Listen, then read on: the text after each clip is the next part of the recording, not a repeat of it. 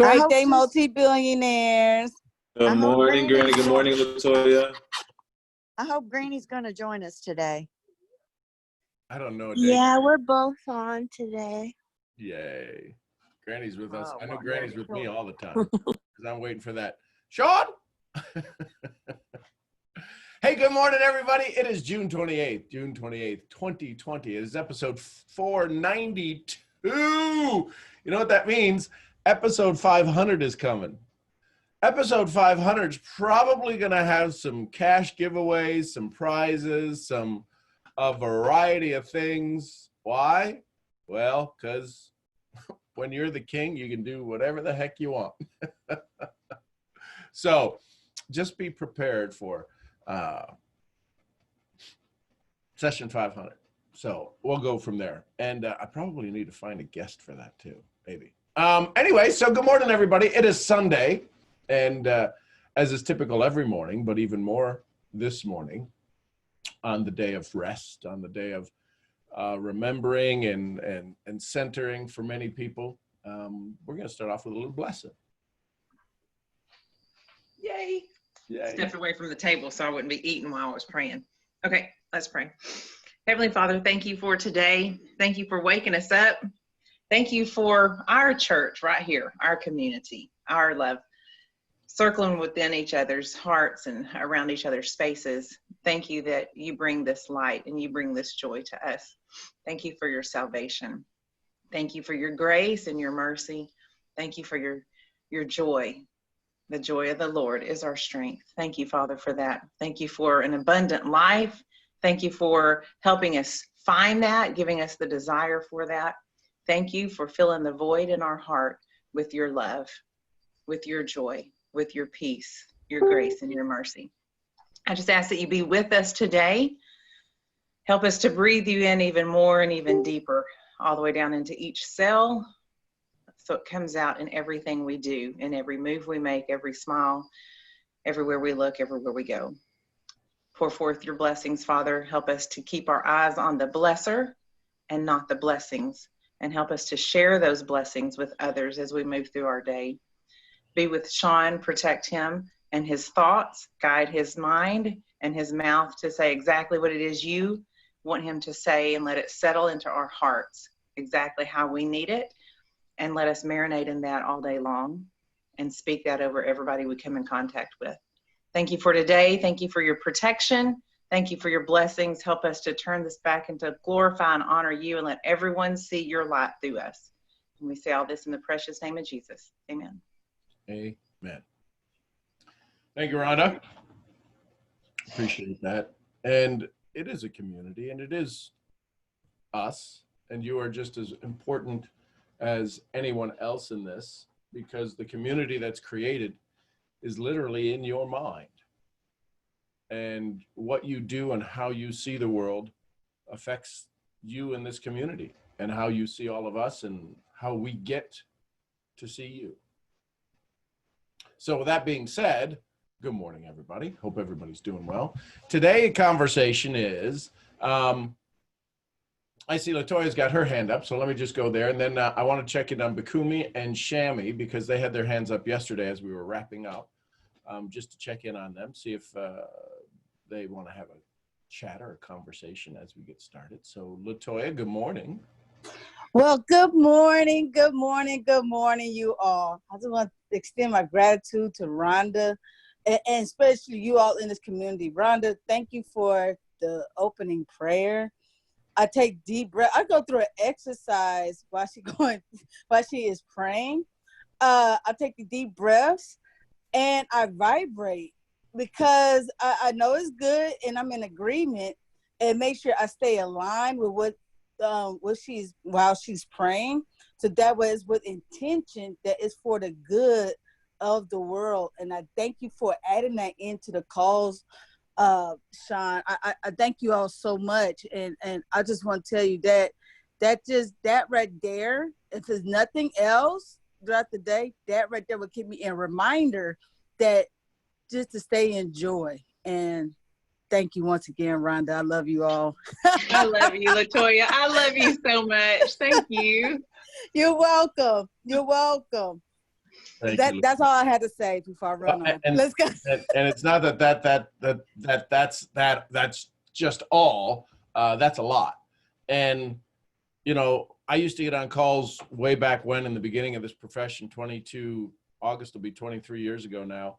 And hear folks blessing. But did you ever hear somebody pray and it made you go? It didn't give you goosebumps. It made your skin do something else. And you kind of went, this sounds like it's a show, right? So I know I don't hear that now. So thank you, Rhonda, for your. Real quick, Sean. Yeah, please. Just to let you know, you look like Mr. Translucent Man. Yeah, I see know. right through you. Just in case. Just in case. No, it was. I was sitting there going, and I looked at as soon as it came on. And I said, my production team didn't tell me to not wear a green shirt because it looked good in the closet. See, because if I do this, hang on, just for everybody's virtual background and see. Oh, what's it doing? Oh, now it's drawing my name. Oh, look at that. What the heck is that going on? Ooh. I could be at the, see, now I disappear. Now, see, that's just weird. Ooh, I like that one. If Well, your you are chair was 85% green. water. Yeah, oh my gosh. Yeah. If your chair was green, that would be so cool. Speaking of special effects, that right there tops it all off. Oh, We're well. also easily entertained, aren't we? That's, I was going to say, we're like 3-year-olds. Oh, do something different. Do something different. Oh yeah. Oh yeah. Oh yeah. That made Rick laugh behind me, Sean. That's called attention span of a gnat. So the conversation I wanted to have today is this word right here, critical voice. I want us to just sit for a minute, literally just a minute, and see what pops up. As you sit there, just listen with the intent to hear what voice is speaking to you. Hear what you hear. What we're going to pause here for just a second, and we're going to do just 1 minute. Let me set my timer. We're going to do 1 minute and listen to what's being said in your head. Listen to and see where it takes you. And your response to it is not, don't think about that or this, that, or the other. Just, isn't that interesting? And make a mental note. And see what ideas come up and let that go away and see what next pops up. So just, I want you to sit quietly. And if you're driving, please continue to drive safely and normally, and don't worry about this exercise. You can do it in the replay. So I'm just going to start it. 1, 2, 3.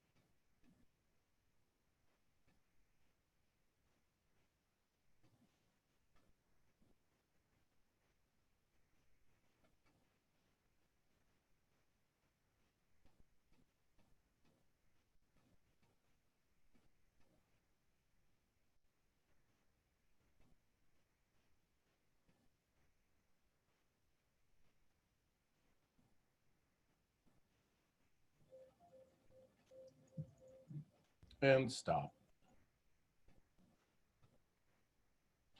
So tell me, what popped into your head? What did you hear? I'll share with mine. A minute. What can I get done in a minute? Thinking about the secret sauce starting on Wednesday, the 1st. What do I have to prepare for that? I need to clean my desk. I didn't get a cup of coffee this morning. I didn't need a cup of coffee this morning. I probably had a 5-minute conversation in a minute. Anybody else feel that way? It seems like there was a lot more stuff going on than in that time frame, or how many people thought maybe this has got to be longer than a minute? Anybody think that? This has got to be longer than a minute. These got to be going 2 minutes. Sharon, I see your hand is up. So I'll give anybody $10 if they can figure out how to get that smile off Sharon's face. I just kept sitting there that whole minute going, thank you, God. Thank you. And then I said, okay, is there any noise in there? Nope. Thank you, God. and then the worship song floated through, and then it's like the minute disappeared in a minute while I'm saying, thank you, God. I couldn't. I was like, oh, this is really fun to do. I'm gonna sit here in space. Sorry, guys. I won $1,000 yesterday. And not in the casino. Just because my team and because Rhonda and Sean and Angel are just so amazing. I mean, I was sitting there in the shower today thinking about, do you realize I won $1,000 yesterday? I won $500 on her last big contest. I won the cost of my auto ship from Sean the other day. I won 2 free sample packs worth $60 just for showing up. I mean, all this in the last like 2 weeks, it feels like. I don't know, it might have been longer than that, but not much more. Anyway. They start to flow in the right direction. They start to flow in the right direction. This is that phrase, the rich get richer and the poor get poor. It's not always about finances. It's about just energy. There's that joke. Somebody comes up to heaven and they start walking them down the hallway, and they open up this door, and the angels are just absolutely going crazy in this room. And the guy says, "What's this room?" He goes, "Oh, this is where all of the blessings come in. This is where all of the requests come in." And they go, "Wow, what organization, but what chaos at massive scale. But what, it seems like they're all getting filed and organized." And they walk down to another room, and they open up that door, and that room is even bigger. And he goes, "What's this room?" He goes, "That's the room of us delivering all of the blessings and sending them down because people have asked." And then they go to this last room, and they open it up, and there's one angel floating around, and he's kind of twiddling his thumbs. He says, "What's this room?" He goes, "This is where we receive all of the thanks." I'm going to hang out in that room. So, just an idea, just a thought. You know, and this is for everything. You know, you woke up this morning, thank you. You had water this morning, thank you. Gratitude, right? So, thank you, Sharon. Appreciate you. Let's go, Dakaya. Good morning, Dakaya. Good morning, Sean. Good My morning. grandma actually wanted to share. Good morning, everybody. Good morning. I Greg. just wanted to praise God because I'm going to see 73 tomorrow. I've lived long enough to see my 3 sons grow up and be happy and prosperous. I got 6 granddaughters and 1 grandson. I got 5 grandkids, and I just had 2 new great-grandbabies, and I am totally blessed. I want to thank you guys so very much for letting me share this morning. And Sharon, I'm glad for you. Oh my gosh. Who just feels, okay, let's go Who about just fell in love with Granny more? I did. I'm just Oh telling my you. gosh. Shout out to the grandmothers. Yeah. I'm Wow. coming by today, just let you guys know. All right, we'll see you for dinner, Latoya. I'm going to be over for breakfast. Sharon. What you cook? I guess we're coming over there. And you know, one of the things a mentor said to me a very long time ago when I started in this profession, never underestimate the power of a grandmother. They can move product. What they were talking about in this profession, I have realized in my next 20 years, grandmothers can move worlds. And that was just proven. Granny comes on this call, loves all of us, loves her granddaughter, and has this desire to want to speak into us. Do you realize the lineage that just was given to you? In those words, the blessings. I'm in tears. Thank you, Granny. Thank you, Dakaya. Let's see, who else has got their hand? Delia's got her hand up. Good morning, Delia. Good morning. Thank you. Everybody. Thank you, Granny. Good morning, Delia. Yes, grandmothers are powerful. We have no other choice. No. That's God true. bless her. I don't know if it's fair to share my thoughts, but perhaps my example can inspire, if not one, as many people as God allows. I meditated for a couple of hours this morning with the Dispensa audio. And when I'm ready to do my 3 messages in Facebook, Facebook sends me a video that I did a year ago. So I said, what is this all about? So the video is forever long. I put the earphones on so I wouldn't be listening to it because it doesn't end. And people are on it, watching it. It's a story of my life because I was practicing for my speech last year. So that's why it took so long. I was learning how to put it in 5 minutes versus half an hour. It should be over soon. But because I meditated yesterday, I meditated today, I meditated the day before. If I plant mango seeds, I'm gonna get mango seeds. If I plant daisies seeds, I'm gonna get daisies.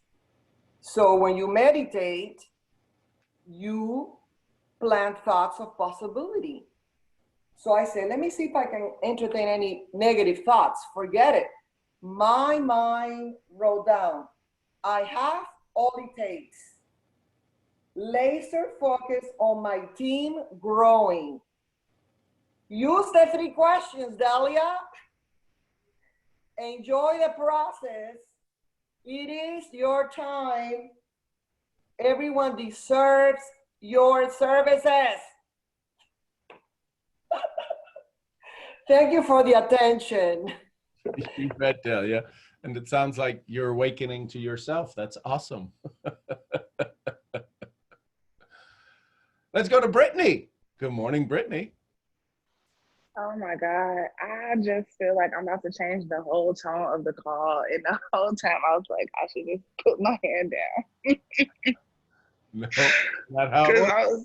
Because I'm like, everybody's all excited and I am back into figuring it out mode. Sure. Okay, so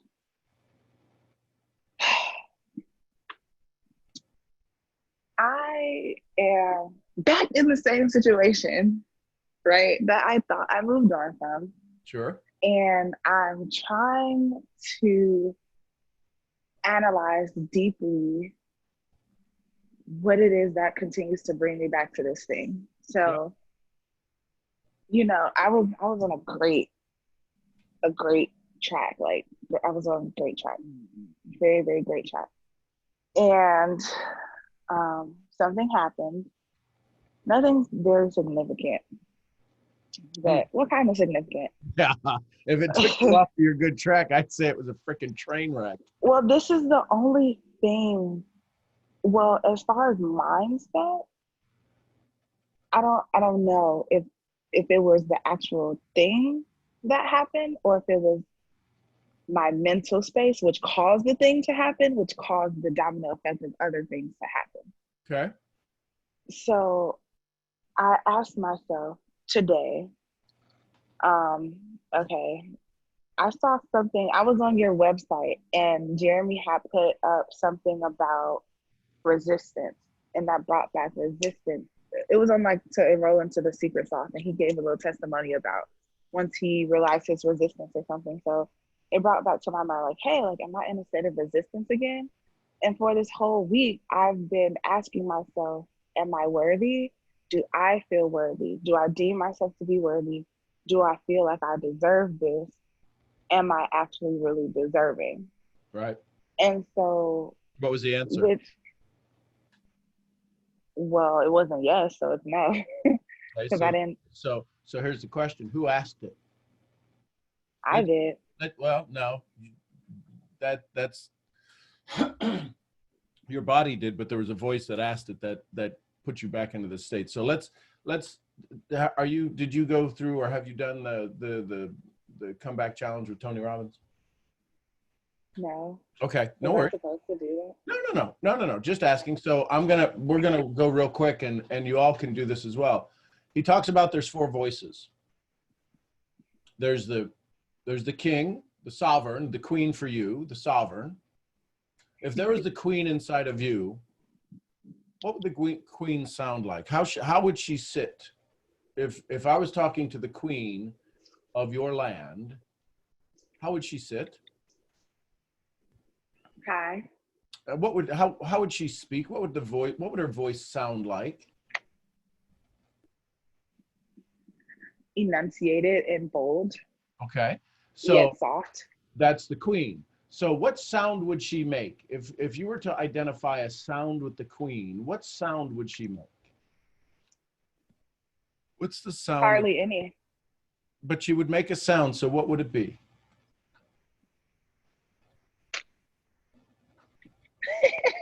Okay. I was thinking hardly any, but then the first sound that came to my mind was Okay, so that's the queen. Then there's the warrior. What's the sound the warrior would make?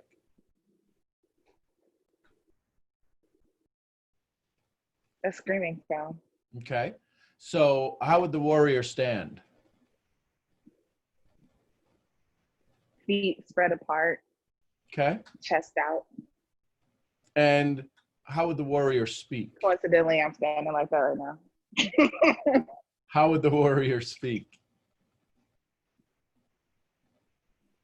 Loud. Okay. Then there's the magician. The magician is the one that can make things happen, not the illusion. It makes the trick. And illusion is cheap magic. The magician can literally come up with the ideas, instantly think of something, and snap their fingers, and things are done. How would the magician stand? Feet closed, straight up and down, hands behind the back. Okay. And how would the magician speak? Very slyly. Okay. As And if what would be the sound of the magician? laughter. What's that? Laughter. Okay. So, and then there's the lover. How would the lover stand?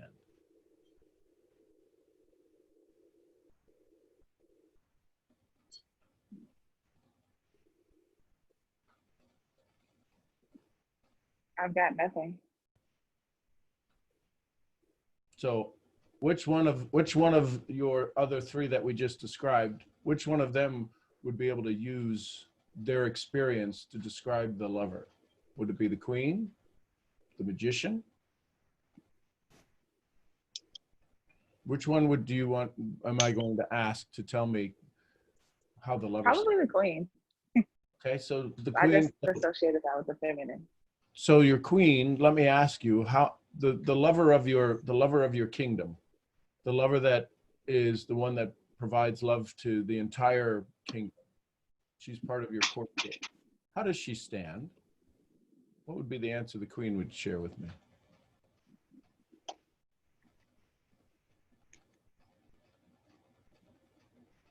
Very reserved.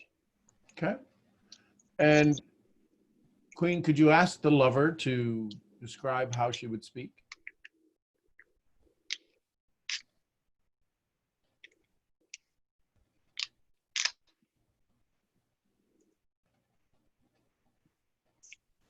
Very meek, soft voice. Okay. Could I speak to the lover?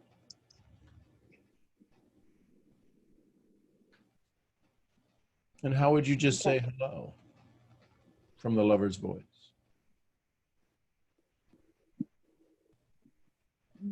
Hi. Okay. And what would be the sound the lover would make? I see her to be very shy. Okay. And For what some do you- reason.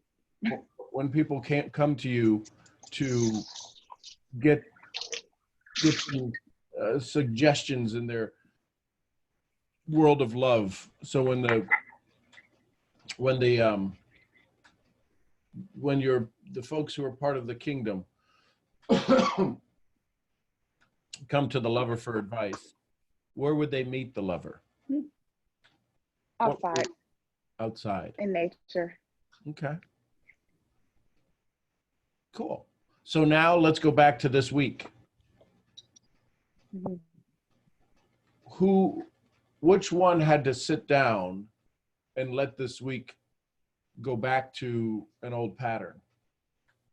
Which one was asked to not be in charge anymore, to let this old pattern show up? Which one of the 4 voices allowed this to take place? When you say allowed. Well, you went from this place on track to now being not on track. Mm-hmm. Somebody had to approve it. Mm-hmm. So who approved it? Who approved you going back to old feelings, old places?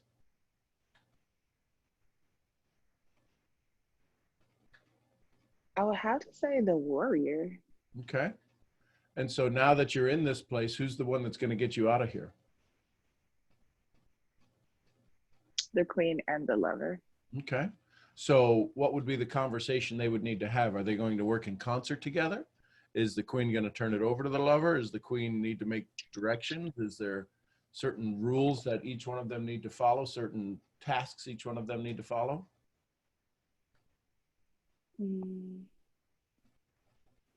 They would work in conjunction together. Okay. And so what's the first thing that needs to be done, and who's responsible to get it done? The lover would have to trick the warrior.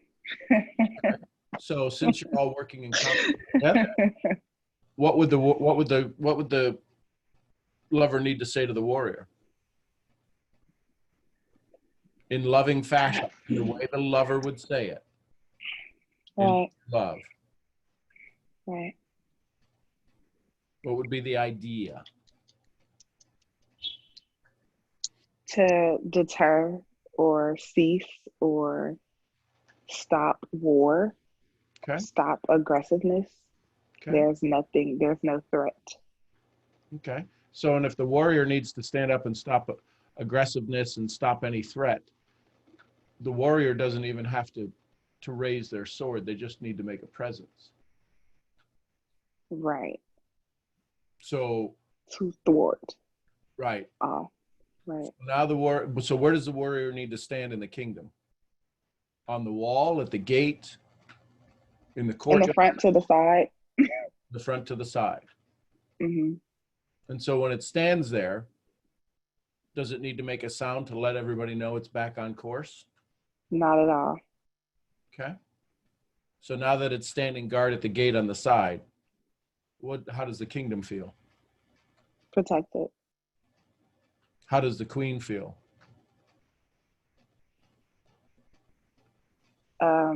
What's the word I'm looking for? Not safe, but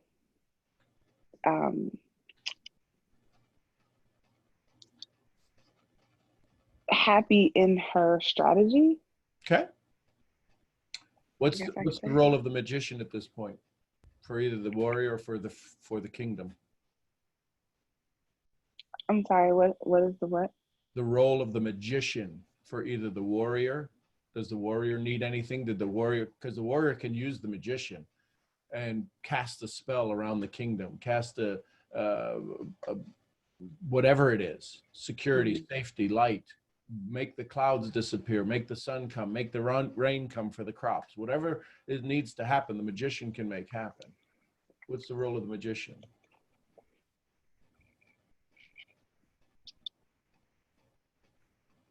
Because I just got this download that said the magician has felt kind of left out in your kingdom.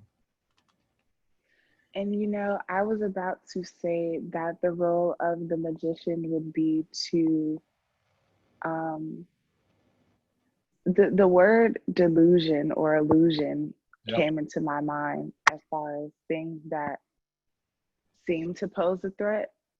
The magician could reveal them as to not to be a threat. Right. So what does the magician say now that the warrior's in place and the lover and the queen are working together? A court council was called, and the magician comes in and says what? And all is well. All is well, and it was all an illusion to begin with.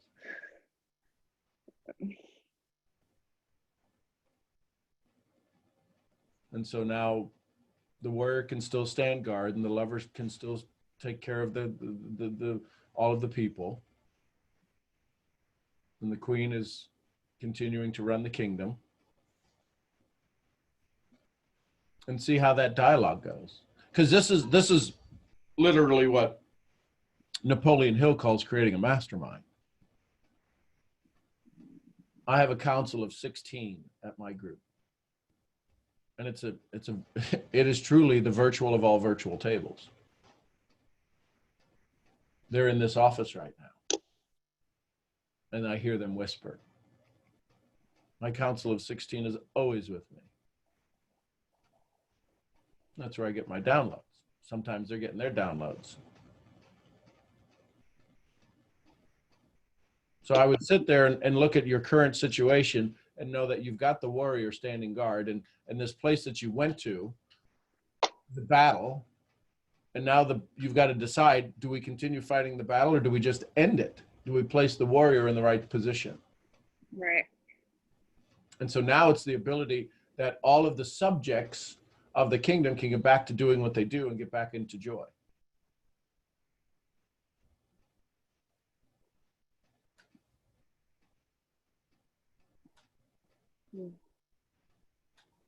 Because anytime you want to go analyze, if you want to go analyze, if a part of you wants to start to analyze a situation, who would you call on?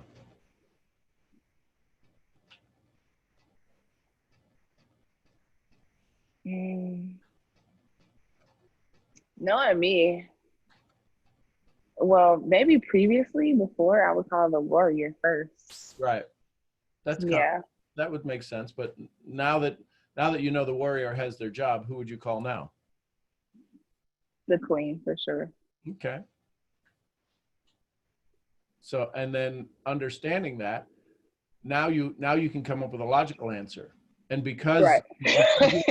because you are, yes, exactly, because you operate in concert, wouldn't it, and Bukumi, when I say subjects, all of the other voices in the kingdom, the little child, the little girl, the girl at 6, the girl at 7, the girl at 8, the girl at 10, the subjects, all of the old stories, every story that you have in your kingdom is a subject, is a person, is a memory. And 70,000 subjects are going to flow through your kingdom today. Right? If you have a headache, which one would you call on? The magician. Right? If anything in your kingdom, yeah, you're absolutely right, Bukumi. It is a lot of people. It is a lot of stories. How many of you kind of freaked out yesterday when Ann says, I'm at 689 and I'm going to have 1,000 things I've done well done? Everybody's like, 1,000? The subjects went, oh my God, we got to plant more? I thought, blah. People are happy they got to 100. And some of y'all might have think you lied on that list. But every thought you have is a subject in your kingdom, isn't it? Isn't every thought you have a subject in your kingdom? I'm not good enough. There's a subject. Who would that subject need to speak to in your kingdom to realize they are? The lover? Could you imagine how busy now your magician is going and waving his wand over everybody, tapping them on the head? Bink, bink, bink, bink, bink. Happy, happy, happy, happy. Joy, joy, joy, joy, joy. Or he casts a spell. You know how many times he's going to run out of rat tail and nerd's eye and hair of goat to make this potion to cast over the entire kingdom of all of these subjects?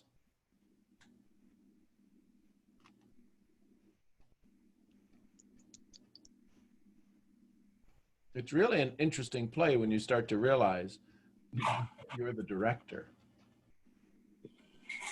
Sean, may I say something to Brittany? Sure. Hi, Brittany. Hey. Hi, You were everybody. supposed to be telling me something before, and you never shared it with me. So hopefully this is it, and Now, it's like a great time. Daniela, Delia, that was the warrior speaking. That was the No. no. That was the warrior speaking. Just FYI. I have suffered in the past from trauma thinking or PST, whatever you want to call it.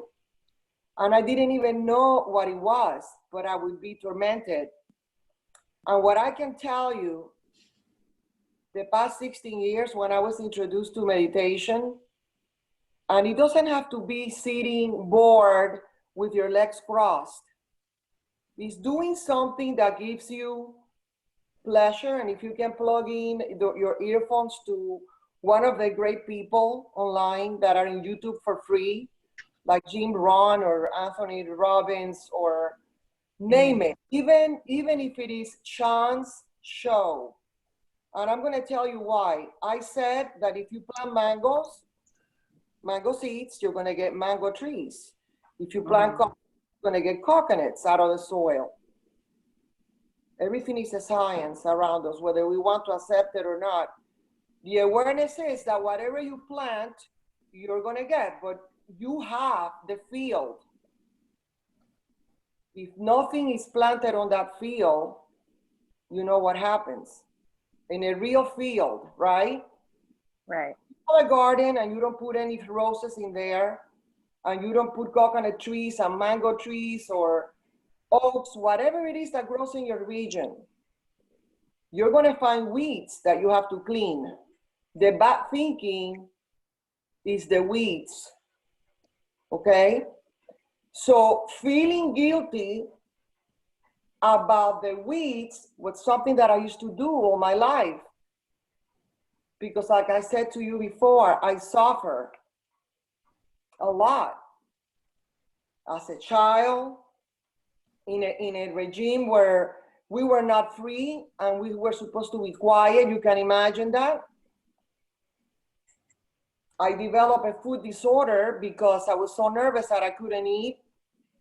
Then other things piled up because when you're having bad thoughts from bad experiences, more bad things happen. In 2004, I don't think I was drawn into this profession by accident. I had just gotten out of the divorce and I wanted a new life. I said, I'm not going to fail again. And that April is the planting season, right? Or the gathering. I don't know if it's I'm not a farmer, but I know that there's a season where the farmers collect the vegetables. I guess I had put this desire in my life, no more. I'm not living that old story anymore, even though I had no training. But my wisdom, which we all have, whether we get training or not, because God gave us that wisdom, kicked in and said, no more, Delia. And that's when my first company showed up. And that's when my first friends showed up. And that's when books came into my hands for me to read, and CDs, because back then there was no Facebook or any social media platform. Everything was done via phone, books, and physical events that you would travel to. And this source of mindset came into my life, which has transformed me. It doesn't matter what comes to my life. It's like I say, okay, if I have it so good, I have to get things that are not so perfect, but they will fly, and they fly. So, what am I trying to tell you? I used to freak out when I used to get bad thoughts. And then I used to freak out more when I would get results for the bad thoughts. And one thing that I mentioned to you is from, I want to say like for 10 years in a row, my thinking was so stale that all I did was crash cars. It was like a vicious cycle. I had this beautiful Volvo that I brought from Germany. It was a gift from my first husband, and I said, I'm going to preserve this car forever. I mean, what authority do I have to say that? That was the first mistake, even though it was the top of the line and I loved the car. So what do you know? A year back into the United States, I crashed the car. It wasn't my fault. Okay, I didn't get the ticket, but still, I have to hold my responsibility for not being present when I was driving. If I would have been present driving at that moment, I would have avoided the woman that came across. And I had like 4 or 5 accidents after that. After 2004, 0 accidents. And that's just tracking one thing. There's other things. So getting weeds is natural if you don't plant seeds of wealth, happiness, love, faith, hope. Okay, your mango trees, your daisies, your carnations, your tulips. If you don't plant them, the land is gonna get full of weeds that you have to pull anyway. So better plant than have to pull them out and then have to plant good seeds again. So I would say, if it was me, my next step is, as soon as this call is over, either to listen to this call over again or find music that you can enjoy and dance to, or get into one of those. I used to hate to look at Jim Rohn because I was very physical oriented.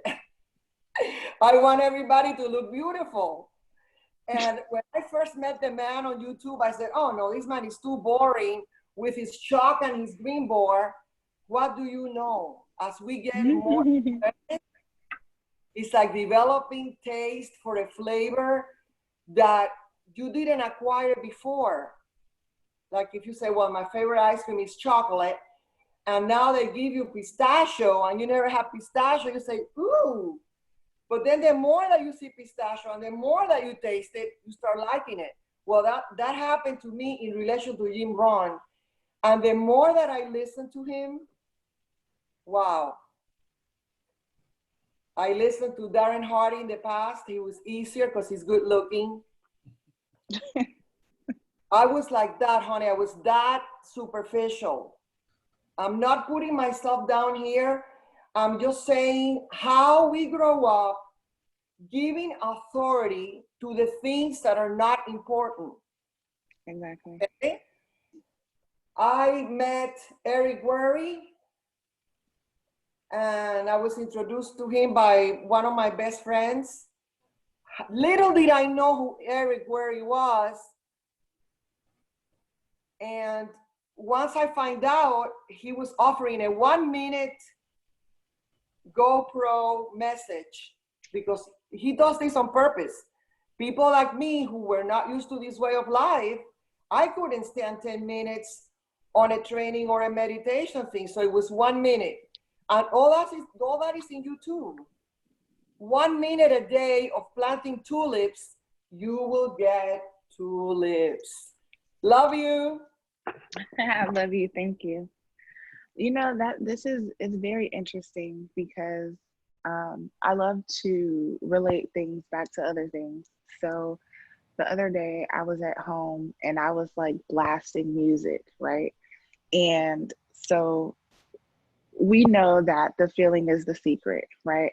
So I was blasting music and I was dancing. I was like, whoa, like this feels good. Like everything should just feel good. You should feel happy. Like nothing that you do in life should make you feel down. And if it does, you shouldn't continue to do it, right? And then we got on and Jessica, I want to say her name is Jessica. Oh, I'm so sorry if that's not your name. But Jessica was talking about her fears and how she was so afraid that she manifested this spider, or she manifested the conversation with the lady, and she was like, I'm going to write down all the things that I'm afraid of.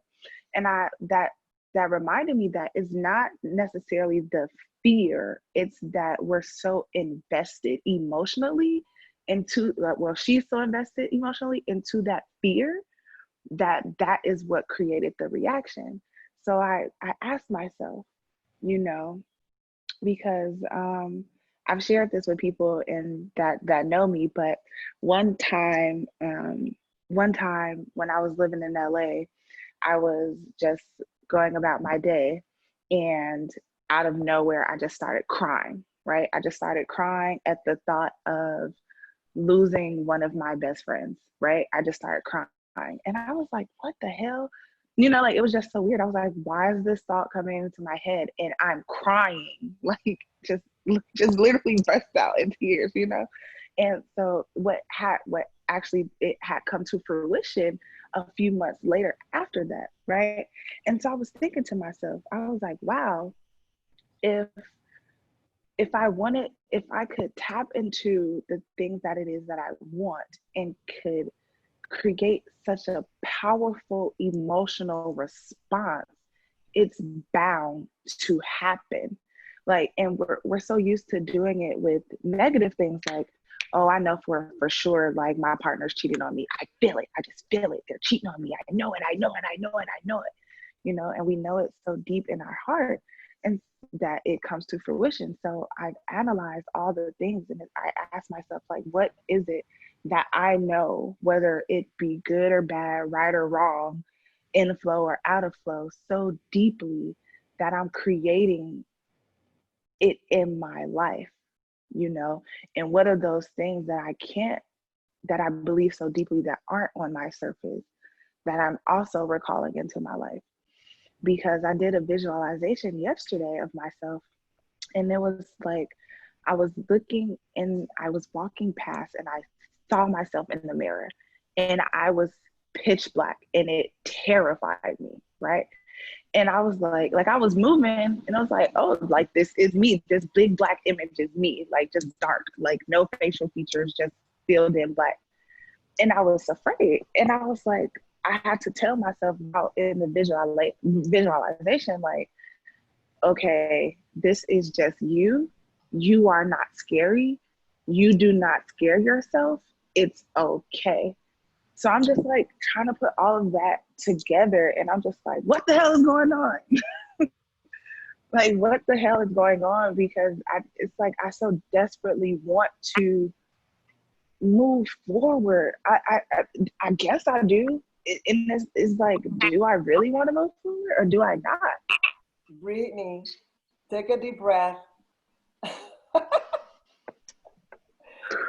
I'm just like you. I need to call you because I don't want to take the whole call. But what I want to say, Sean doesn't mind. What I want, take another big breath. What I want to say to you is, think of the tools that you can use to entertain yourself in a field of love, joy, and wonder, as when you go into Disney World. And if you put resistance in not feeling the bad thoughts, remember what Bob Proctor says. If you're so worried about not making money, you might as well think that you're rich, or that you cannot be rich, because what your brain hears is rich. So even though you're saying, I don't want to feel this way, the brain, the mind hears, feel this way, which is the feeling of misery. So rather than doing that, you have to think of the alternative. How do I feel when I go into Disney World? Everything is perfect there, or at least it was when I was young. I haven't been there in the past 5 or 6 years. Since 2008, I haven't been there. 12 years ago, I went for the last time. So I don't know if it's as good as it used to be, but it is a good, or just think of the movie Mary Poppins, where everything is jolly, even though everything is very wrong in that movie. The man is about to lose the house.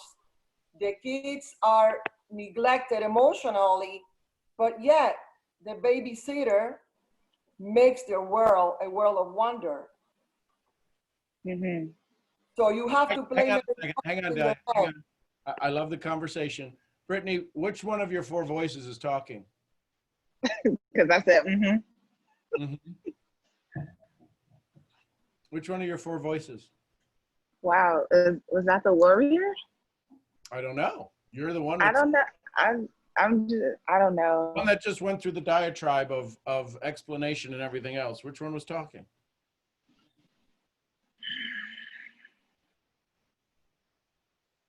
It has to be the warrior. He's the only one that fits the But the criteria. warrior doesn't speak. The warrior just acts. That's true. Why don't you ask the queen? Why doesn't the queen give the warrior its true power?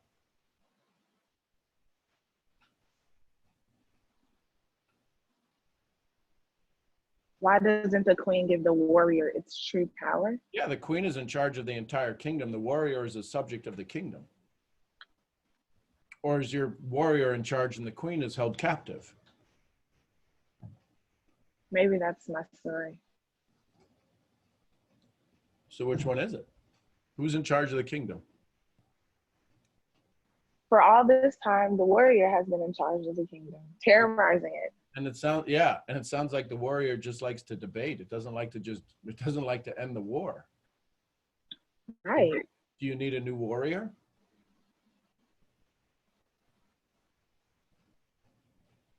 Do you need a true warrior? Because this one's masquerading as a warrior.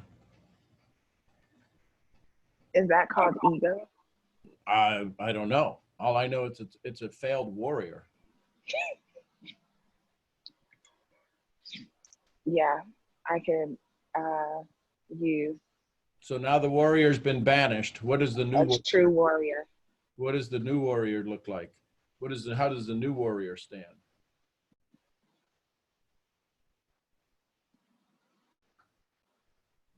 Less threatening. Right, because it knows it's your power.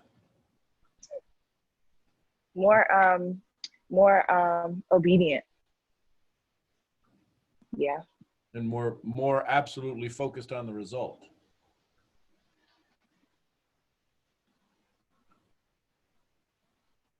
What do I need to do?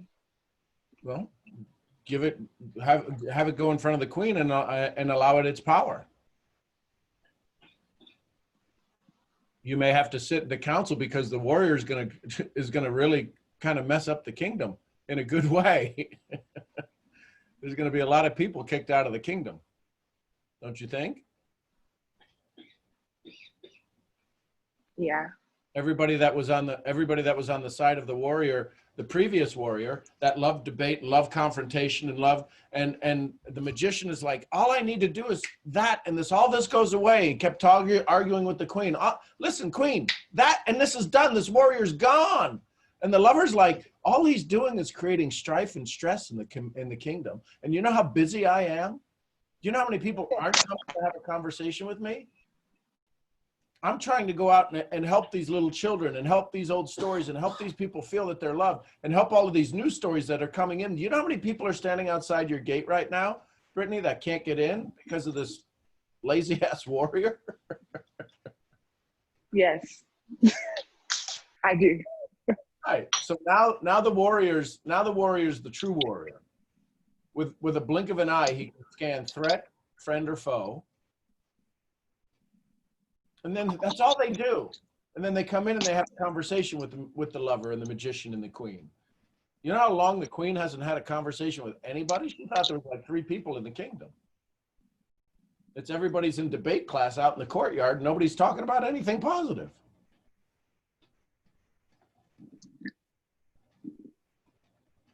So who's in charge of your kingdom now?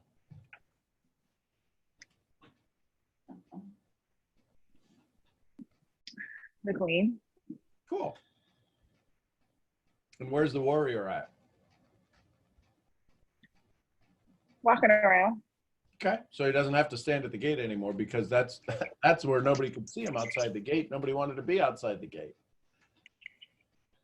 And how do people see the new warrior? Friendly, yet Do they feel more but secure? protective. Yeah, do they feel more secure? They're like, that's what we were needing. We don't need, because all the subjects were threatened. They were afraid they were going to ask him a question. We don't need to talk to the warrior. How do you feel in your body? Calm. Different than when we started the conversation? Hopeful, yes. Yeah. So I'd have that, literally, listen, this may sound insane. You were really insane before because you were saying all of this stuff without making a noise. Oh, I'm a psycho. I'm fine with that. And now you have your court that you can hold conference with, and they can make some decisions. And it's literally that simple. We just got rid of a warrior that's been around for who knows how long, doing who knows what. And now the magician, what would you use the magician for? All of you, what would you use the magician for? What's the reason for the magician in your kingdom? Are you asking me? Yeah, I'm asking you, and I'm asking others if they type it in the chat. What would they To use? create new perspective? Yeah. Or to remove the black colored glasses? Yeah. Yeah.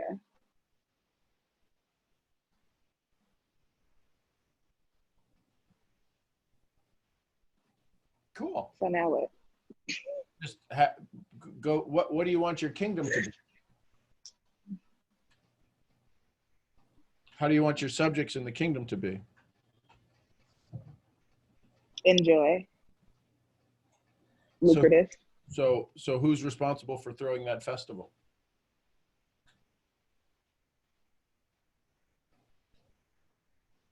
The lover. So you need, so guess who needs to be in charge for a little while? Guess who just got the keys to the kingdom? So you may need to have the warrior at your side. Because I have a perception of your lover, feeling like she may not be able to pull this off. Yeah. Yeah. So I'd have, if you need strength to know that the lover has the backing of the queen and the support of the magician, can the magician help the lover like go poof? So what would the lover Sure. go have a conversation with the magician and go, hey, listen, I don't know what I'm doing here. It's been a while. That dumbass warrior who's been masquerading, who's been this just like instigator of just absolute, he's been creating more mess than solving it. So now that we got him gone.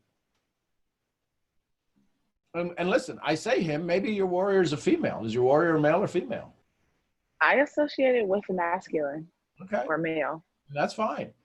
What energy is, and it can be both, because if the warrior's walking around with pure confidence and strength, that's male, but it's also not wanting to hurt anybody unless they really, really have to. That's the feminine side. So balance. So what is the magician? What's the highest energy of the magician? I associated that with male. Okay. And the lover? Female. Okay. And the queen? What do you think the queen's highest energy is? Because she's got to be both. But what's her highest energy? Female. Okay. So then I'd have some conversations with all of those and get them together in a court and literally just listen to them. And talk about your current situation. You have your current kingdom is at strife. We just fired somebody and we got a new one in. Everybody seems to like them because everything operates at hyper speed. Right? It could already be 100 years since the new warrior's been in place, since we just put them in place. And now what's the new story?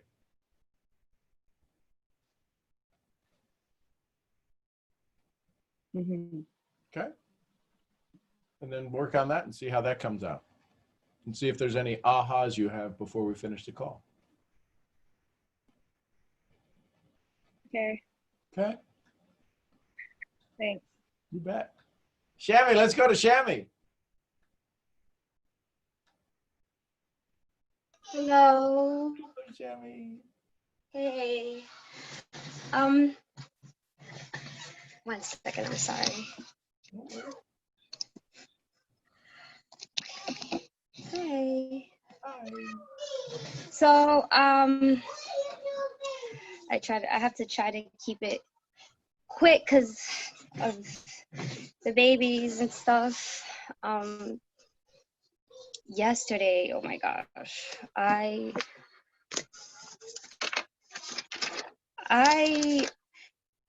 thank you, Brittany, because like the very first thing Brittany said was like, I'm gonna take this to complete opposite direction and kind of not in a negative way, but like That's what the critical voice does. And I do that a lot. Like I feel like I just don't want to I don't want to change the mood of the whole call or whatever it may be. And yesterday that happened. Shammy is associated with joy, whether she's frustrated or not. There's still joy, so you can't take it the wrong way. So how can you do it? Yeah. Well, yesterday was kind of the same thing. Like one of the first things you said was like the call was about connection. And then when the girls, when Jessica and Ann spoke, it was like really, really joyful. And I've even like Jessica talking about fear, I still felt like it came from like a happy or joyful place or something like that, you know.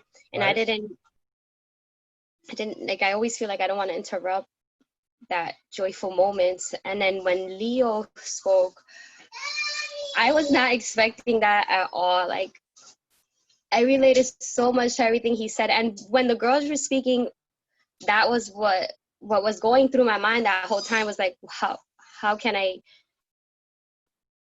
don't know. It was just, I mean, kind of like my thoughts are just all over the place. I was thinking like, cause for a few weeks, I was kind of getting like everything that I was praying for. Yes. Who's speaking? The king, the queen, the magician, or the lover? I was paying as much attention. Like yesterday, I didn't have any kids with me. I was by myself, so all my attention was on the call, and I think that kind of made a big difference too. I heard the whole thing, but you know, my attention gets interrupted, so I didn't really. Which one's speaking right now? If you were to look at just their titles, the queen is in charge, the magician makes stuff happen, the lover takes care of all of the people, and the warrior is the one who keeps the place protected. Which one of those is speaking right now?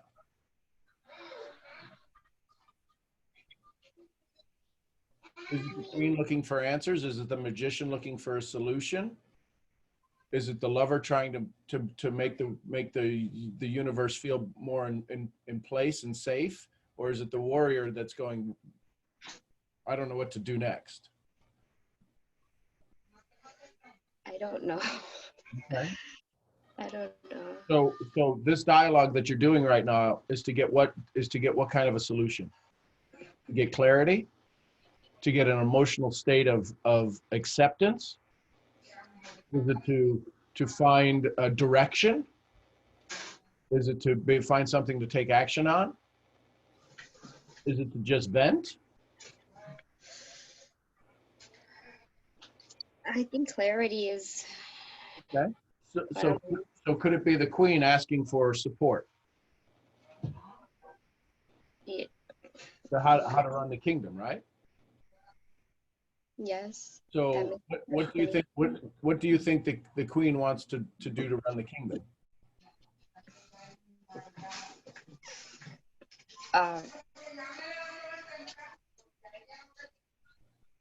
And find answers. Yep. And so are you looking for some order in your kingdom? It would be nice to have some consistency and some. Yes. Okay. So if the queen can only give direction, who would have to carry out the order of putting things in order? Who could do that instantly and effortlessly? The warrior. The warrior could make sure that once the order is placed, it's followed through. But who could the lover could make sure that everybody is in agreement with it. Who could snap their fingers and make it all happen? Magician. The magician.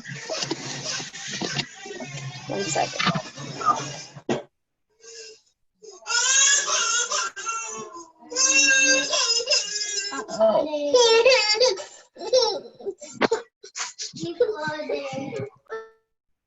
So right now the lover. Sammy, breathe.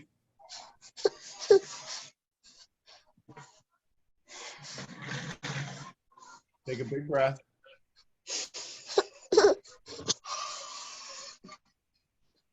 Hey, Rhonda. What might you say to Argentina? I was trying to find her on here. ¿Me puede ayudar con la nena un momento? Just give her a second. Shammy, are you there? Le traigo ahora. Yes. How you hanging in there, Mama? Good.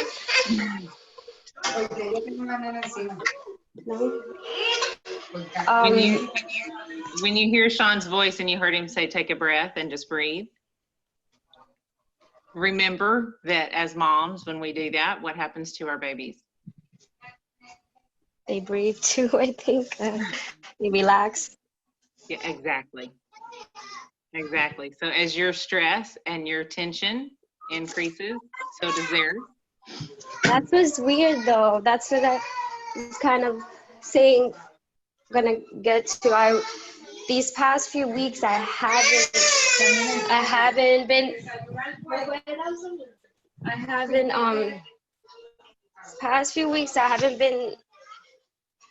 I mean, I don't know, I guess maybe a little stressed, but I feel like everything's been kind of working out, falling into place. But then other things that I was working on and paying a lot of attention to kind of I fell off of. Yesterday after the call, while Leo was speaking, I cried how I haven't cried like that in a while. I could feel that it was just a different type of release. And then I wrote after, and so let me stop you right there for just a second. So you did a great release and you cleared, like you said, you cried like you haven't cried in a while, and you cleared and you made room. So you had some space. You know, you cried and got rid of some emotions that weren't saving you. So you cleaned the house, so to speak, and you made some space. When we make space spiritually, there's an open that can be filled.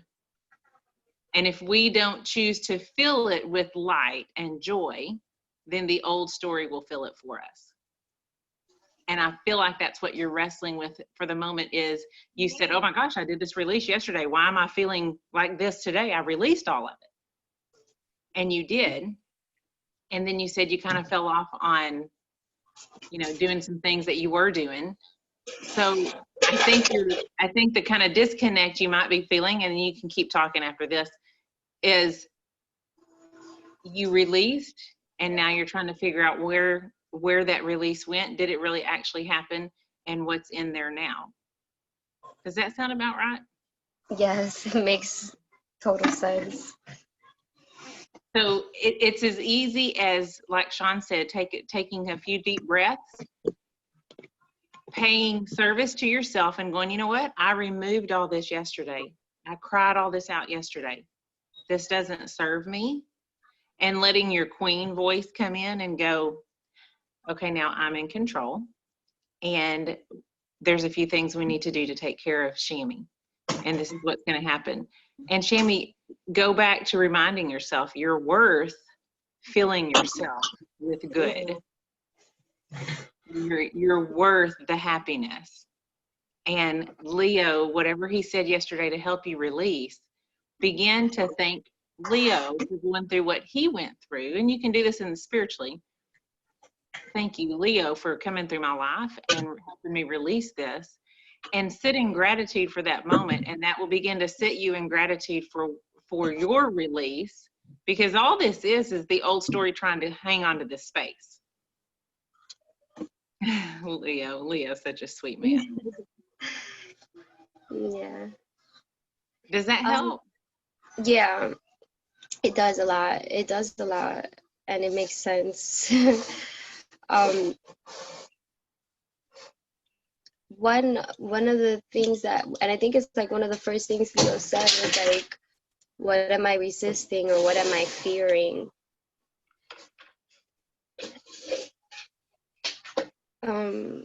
Even my journal reflects exactly what we're talking about, how for a few weeks, even my journal wasn't getting the attention it had been getting before. I did write something. It's kind of like a poem. I don't even know. I just wrote it because it like came out. Not sure what it is, but it was like what I was feeling. I was after the call yesterday. I put on the top, I put family of like-minded souls, and then I wrote fear, and then I wrote fear encourages abundance, reality. What is fear if not seeking reality? What is love if not seeking unity? What do I seek if not joy? What can I give in my reality? What can I unify in my consciousness? What do I seek if not beauty? What have I learned from this universe if not rewiring? What do I seek if not reality? My heart's true joy is in unity to draw out fear and bring in life that surrounds our universe, life that brings us answers that bring us joy. What is fear if not my reality? What am I if not fear?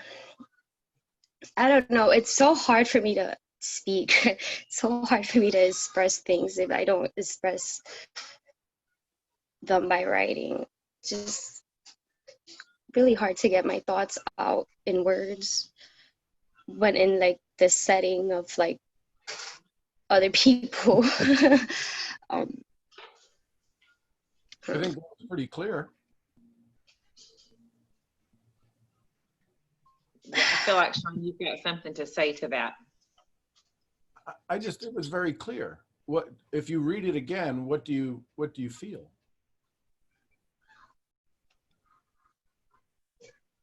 Who's reading it? Is that the queen reading it to her subjects? Is that the lover asking for help? Is that the warrior setting protection around the kingdom? Is it the magician wanting to cause a transition and wanting to transform everything with the blink of an eye? Is it all of them?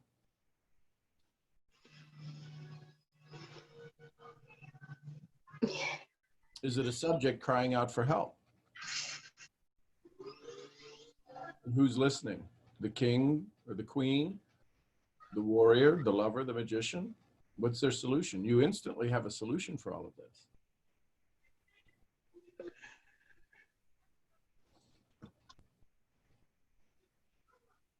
What would happen if all of the things you read on there, all of the positive results you want from that happen? Is that not the space you created yesterday?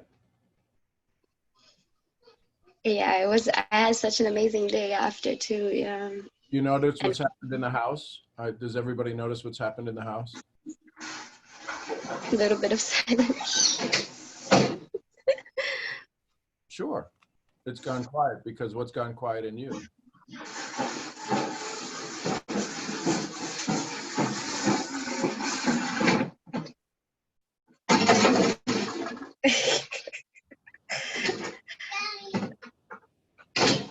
it's just I felt like once I was manifesting a lot of things or getting a lot of good things going, I kind of like my attention went to the complete wrong place. And who let it go there? Me. And which one wants it back? Me. The king, the king, I'm sorry, the queen, the magician, the lover, or the warrior? Queen. Right. So what does the queen have to ask the warrior to do when things start to slide off the rails? Put them back in order. Right. So what does your warrior look like? How big is your warrior? If you were to give your warrior a physical presence, how tall is it?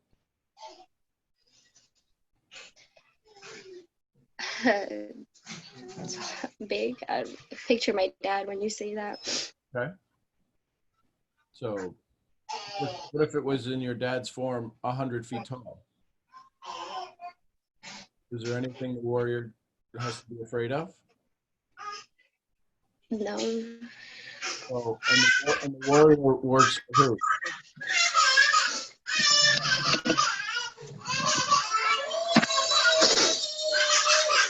¿Qué pasó?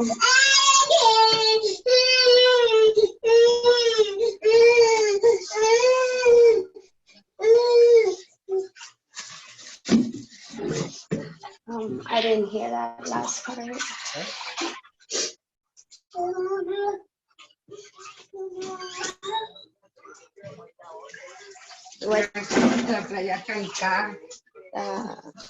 What was that? I'm sorry. So the question is that how does the queen handle all this stress? How does the queen handle stress in your kingdom? I handle stress by putting music, exercising, going outside. Mommy.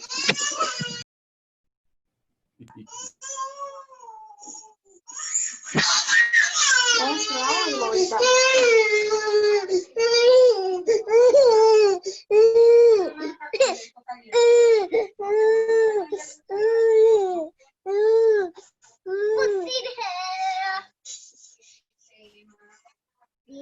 So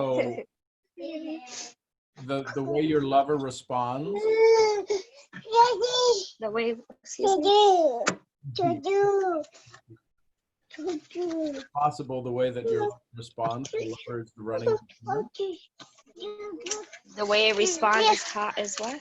The way your lover is running the kingdom, because it's in high demand right now. The lover, you taking care of the kids.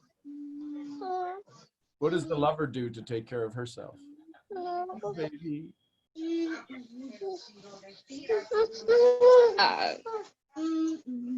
Get on these calls.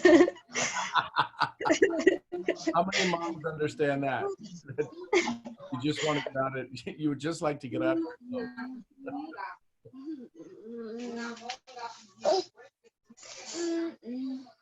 So here's the key, Shami. Take a big breath for me.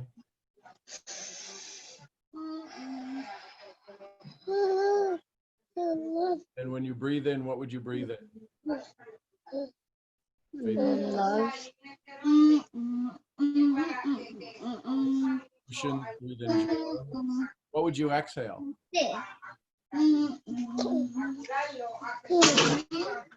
Same thing. Love, joy. That's what I want. I know that's what you want, but you got to breathe it in to have it. When it's in you, Yeah. it's around the world. What needs to leave your body? Frustration, maybe. So when you breathe, what color would the frustration be when you breathe it out? I don't know why it sounds so low now. What is that? I'm sorry. What would frustration be? I think I'm losing connection. So it sounds bad when you speak now.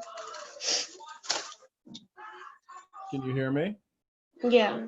Okay.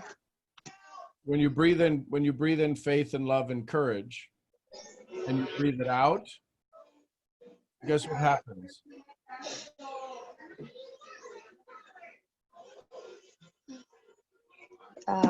What happens? Well, if you breathe in and then breathe out, do you wind up with any? I would say yeah. No, you're empty. If you breathe it in and then breathe it out, aren't you empty? You only have it for a moment. Isn't that what life is feeling like right now? You only have love and joy for a moment. Yeah. Yeah. So breathe it in and keep it, and exhale fear and doubt. Because you have a responsibility to who? Myself and then, Yep. And then once you take care of you and you have love and joy, who can you give it to? to my kids. Right. So you've got to have it first. You cleared the space yesterday after Leo. How did you feel? Amazing. Okay.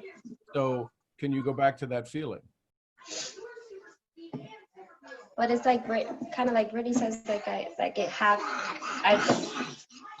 feel like I've gone through it, and then kind of keep going back.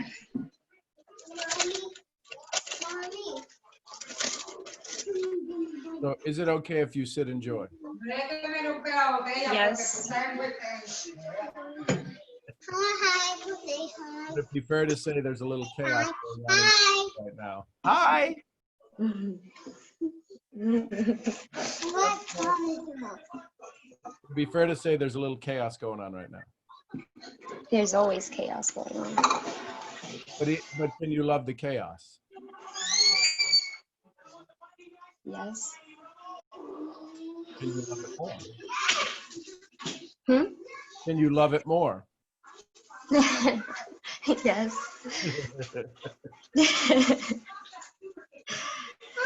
Yeah. Can you imagine the world without one of them? Anybody that's in the house, could you imagine the world without one of them? That would be just absolute sheer misery. No. So can you look at things and start to, with every sound, say, I get to hear that. With every scream, I created that. I get to be part of that. Yeah. I would put the music on in your, at least in one earbud. I would put some music on and I would move your body. And move your body, just even if you go outside and ran around the house once. I was just about to go outside.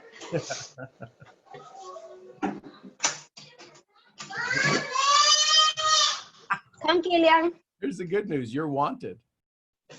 You're wanted. You're needed. It just made you smile. My son's naked. Well, there you go. Naked men running around make a lot of people smile. Let me get. He says, Do you see? Driving a car, running around naked. See how he decided to have joy? It showed they're up. boxers. Love me. Well, the universe just answered that question. Go take care of that, Tammy, and we'll chat. Yeah. We'll get some pants on your man. Kilian está fuera de nu. Yeah. Let's go to Bakumi. Bakumi, please tell me you don't have a guy running around without pants. No, I do not. Hey everyone. Hey Sean, how are you? Standing Bakumi. Thank you so much, everyone that spoke on the call yesterday. I feel really good. Well, yeah. But anyway, thank you for everyone that spoke in the call and today. It's really made me think about things I thought I suppressed, and my heart is beating. Okay, and I mean it should beat, but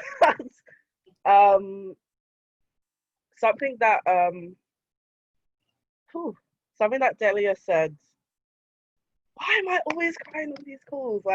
I need to get a grip. Ah, okay. Anyway, something that Delia said, Jessica, something that Delia said, that was really, really like it really, really hit me, and it was we're putting authority into things that are not important, and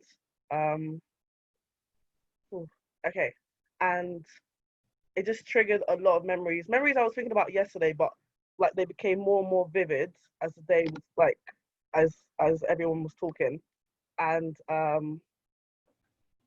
just keep I just yeah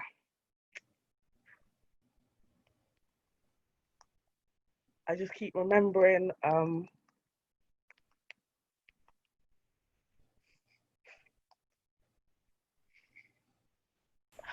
okay okay I just keep remembering the pain I used to feel um because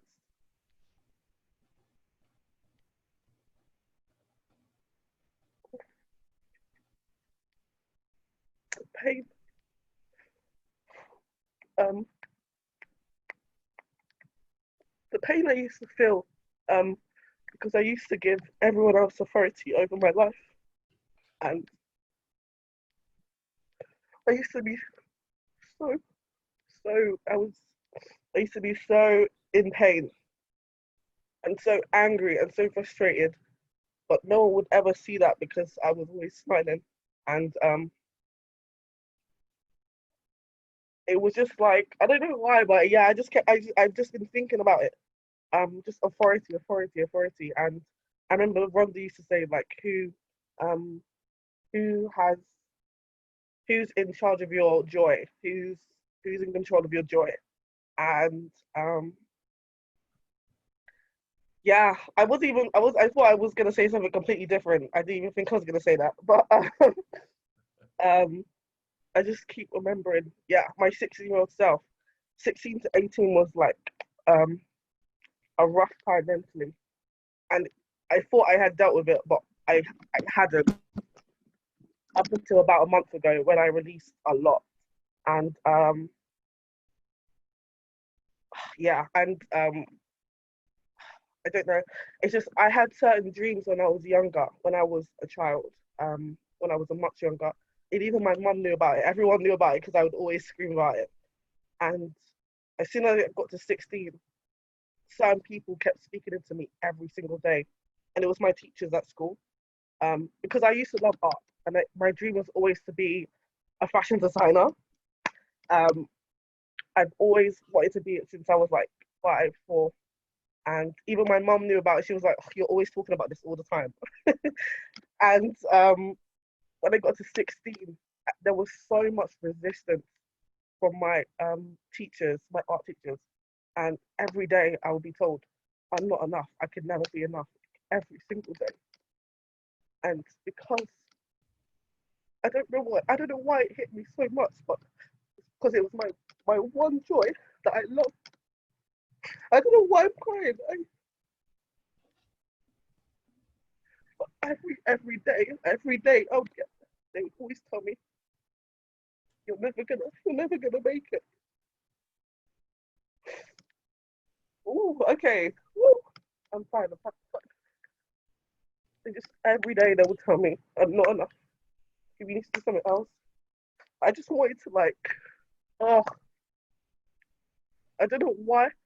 It was because I don't know. I don't know what it was, but it was because my authority was in everyone else's opinion over my life. Right. And anyone that said anything to me, I would take it with so much, like I would run with it. Like whatever they said, whether it was good or bad, I would take it because obviously at that point I thought everyone knew more about me than I knew about myself. Um, so it was like I just completely stopped drawing. I completely stopped anything. Whew, sorry. And I just I just keep like the voices just keep coming back in my head, but like I thought I had got rid of all those voices.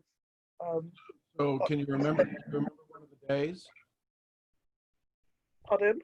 Can you remember one of the days? Because this is the critical voice that's still going on from the time you were 16 to now. That's your critical voice that's had a place. And so let's go see if we can't do something with that critical voice. Can you remember one of the days when, a specific day when you were told you're not enough, you're not good enough? Can you remember the scene? Yeah. Okay. Okay. Was it, what time of day was it? It was like after school because I was always working to be better, but it never seemed enough. Okay. So it was working after school. Mhm. Do you happen to remember what day it was? And No. No's an okay answer. No, I don't remember what day it was. So do you remember like what the day was like? Do you remember, was it cloudy? Was it sunny? Was it raining? Was it? I'm guessing it was raining because it was England. So raining day. And how did you get to the location? Did you take a bus? Did you ride in a car? Did you? I think it was in the car because I was doing like late nights and early mornings because my mum was supporting me. Okay. So you get out of the car and you're going into a building. You're going into My school. You're going into school. Do you remember walking into school? Not really. Okay, but just picture yourself walking into school. See, you and I have gone back. You and I are gone back out there. We're standing by the doors.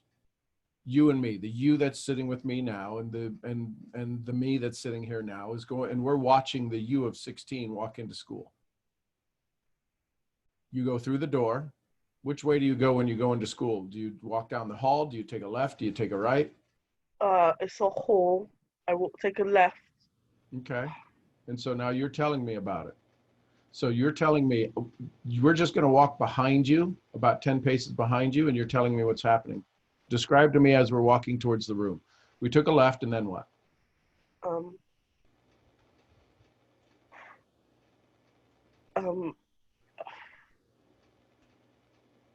It was my, I think it was my exhibition day. Okay.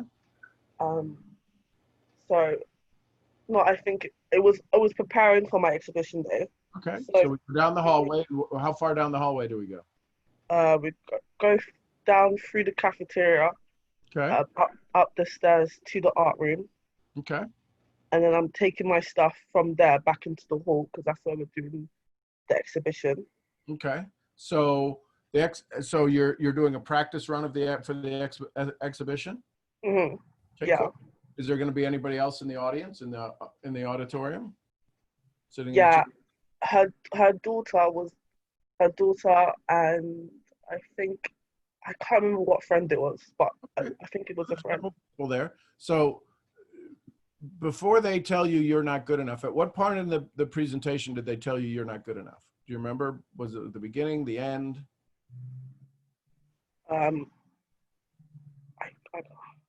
What do you mean presentation? Oh, whatever you're doing for preparing. At some point during the course of this being in this room, they're going to tell you you're not good enough. Do you remember? It was halfway through. I was pinning up. Okay. So just before that's about to happen, you're telling me you're getting ready to elbow me and going, watch, in about 30 seconds, it's going to happen. And I want you to freeze what's happening to you, the 16-year-old. And you're describing to me what's about to happen. And then I say to you, Bukumi, here's what I want you to do. You're going to go up and have a conversation with you. Everyone else in the room is frozen. Everyone else in the room is frozen, and you're going to tap you on the shoulder. Let me ask you, of the 4 people that you would like to go up to tap you on the shoulder, which one would you want? The queen, the magician, the warrior, or the lover? Which The warrior. one? So the warrior is going to go speak to you. How is your warrior feeling right now that you're going to go give a secret shield to this 16-year-old Bukumi that's going to change her life forever? How does this warrior that's sitting with me right now feel?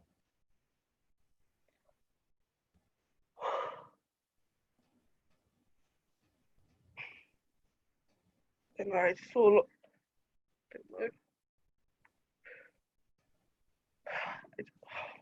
So you're the warrior. You're the Bukumi warrior. You have absolute ability to protect and preserve. You can do it with absolute strength and no harm. And you're going to be able to go give this shield to Bakumi, who's 16, who's about to have another one of those moments where she's told she's not good enough. How do you feel knowing you're going to be able to protect her for the rest of her life from that moment on? You're able to go back and change everything about her, the rest of her childhood, the rest of her young adulthood. What would you say? How would you feel? I feel like I would see her smiling rather than crying. Okay. So now here's what you're going to do. You don't have to tell me what happens, but I'm going to ask you, the warrior Bakumi, to go over and have a conversation with the 16-year-old. You're going to tap her on the shoulder. She's going to kind of freak out because that's who you are. That's just, you're going to be, oh my gosh, it's you. I know you. I recognize you, right? And you're going to love you. You're going to hug each other, and you're going to have a conversation to her. And you're going to pass her this shield. That every time somebody says she's not good enough, it bounces off this shield. It's this insulation around her that allows everything in except fear and doubt. So I'm going to ask you to get up from where we're sitting, where we're standing, walk over to her, tap her on the shoulder. She sees you, and then you guys have a conversation. And let her ask you questions to the strong woman that's sitting here, to the warrior that's standing in front of her now. Let her ask you questions. And you answer those questions. And you have a little conversation over there. And then when you say it's time for you to continue on with life, you're going to come back over to me. The warrior Bakumi is going to come back over to me. And you're going to just tell me, I'm back.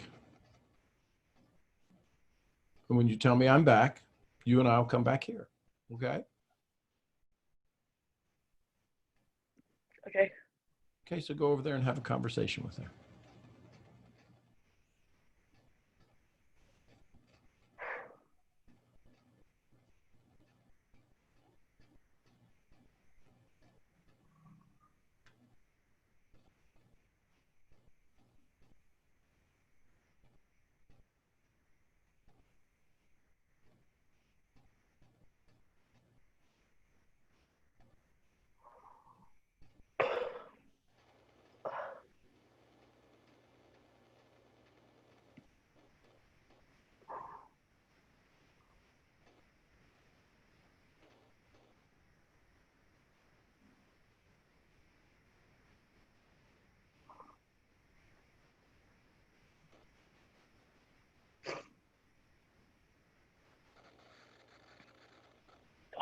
It's done. Okay. And so now you and I are getting ready to leave. And your 16-year-old Bakumi looks over at both of us. And she can now see me, and she sees you.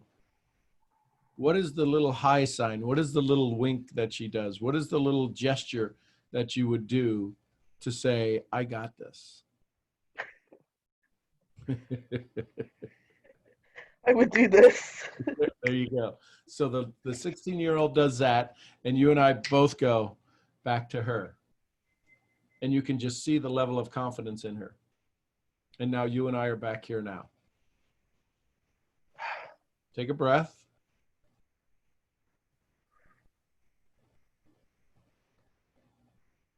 That has rewritten your history.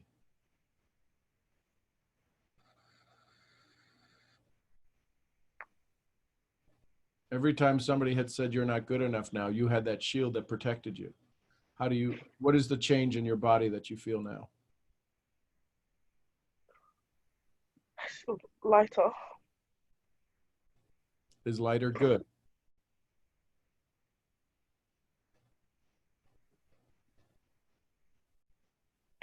My shoulder has been hurting like these last couple of days, like so much. Right. And now? It doesn't hurt as much. Like it's literally gone. I literally was like, where's, because I was in pain like this last, I don't know where it came from out of nowhere. Yep. And now it feels like, usually when anything is on your shoulders, it's what? Something you're carrying. And so what got taken off your shoulders? feel like it's just, I just feel like it was like not a burden, but it was like just this idea that I can't do well in the dream that I first thought of when I was a child. And so now what? So now what's the new story? Screw them. I don't know. I guess my new story is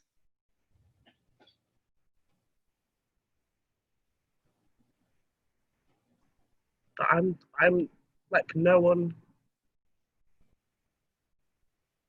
That I'm the one that can either make it happen or not. Right. So now,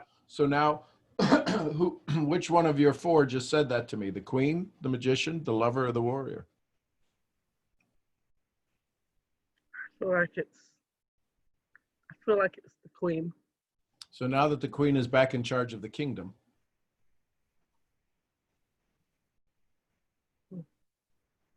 and her subjects are wanting the kingdom to be in joy, the queen can now perform, can't she?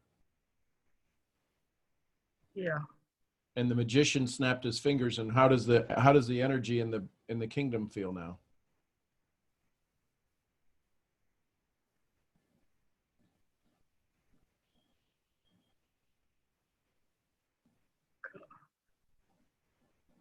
It feels a lot calmer. Because tomorrow they're all preparing for the festival of Bukumi. And tomorrow's a national holiday in Bukumi land.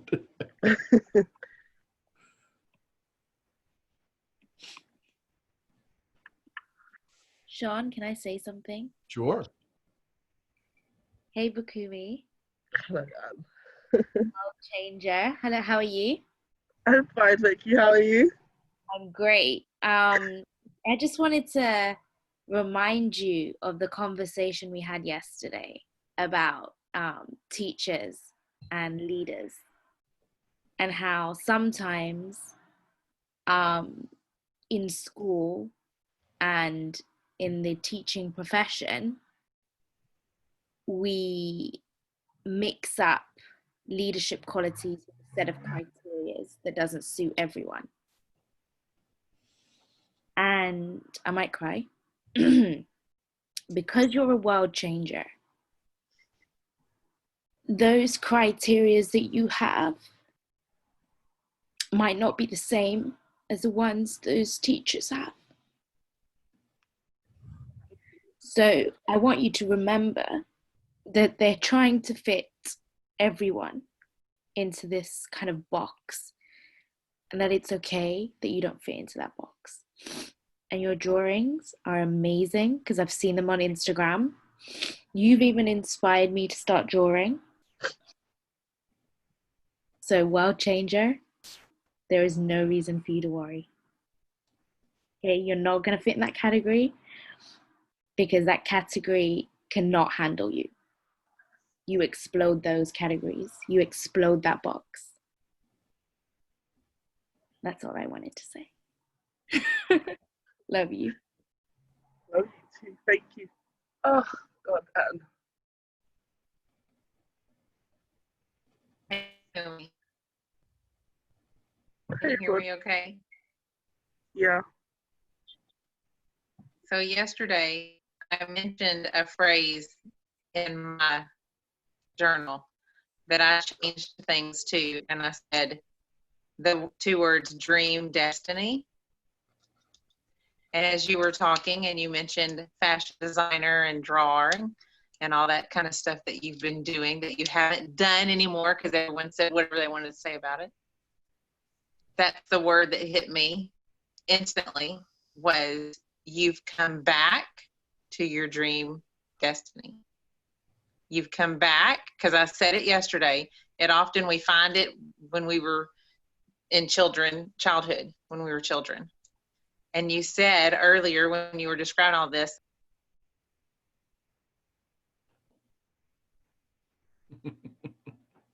And she just got kicked off. The enemy goes poof. She's back now. I'm back. Let me see. Can you hear me now if I turn my video off? Yes. Yeah. Okay, so you said that this is all that you did when you were a kid, that you fashion and fashion designing and all this kind of stuff. And that's what oftentimes when it's things that you wanted to do in your childhood that just set your heart on fire, that's your dream destiny. That's where your magic lies. That's where you were created to hang out in that realm. And then people come in and speak over you different things, and you have made the journey to your dream destiny. And your tears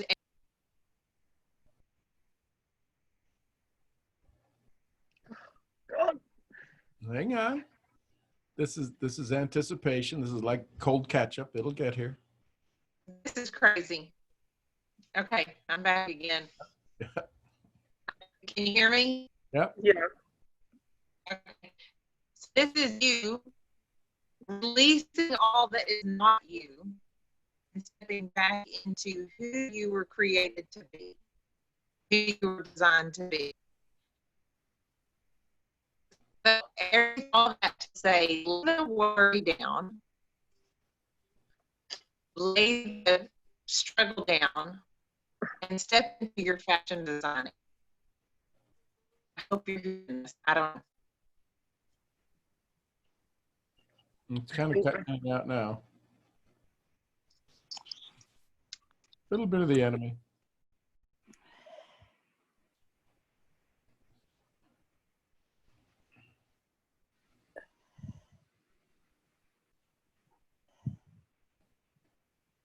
So Bakumi, when's the last time you drew?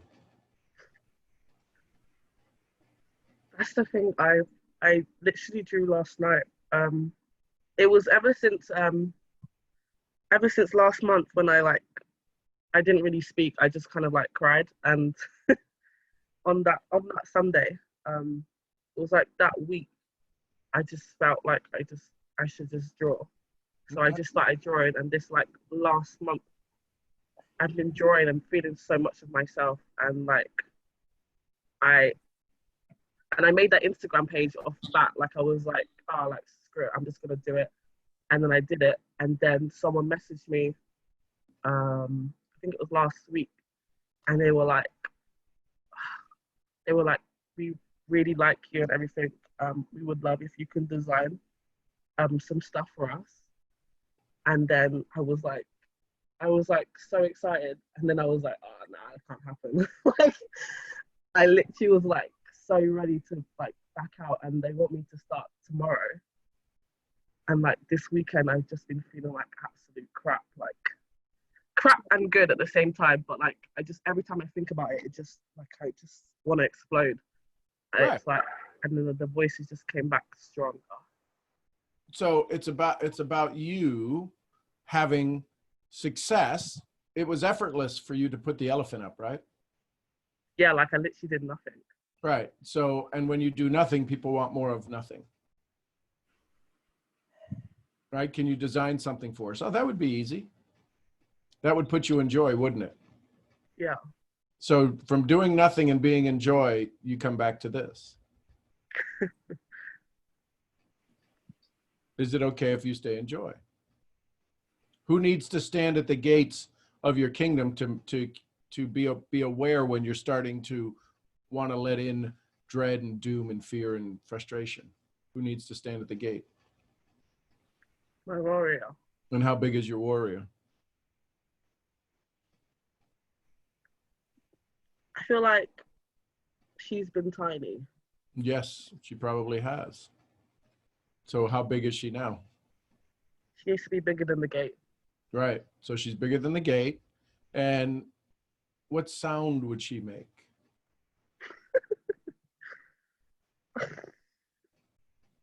Do I have to make the sound? You can make it very softly, because I don't need your parents running back in going, okay, get off that call with Sean. Now you're making voices. What would be the face she would make if she was in her warrior?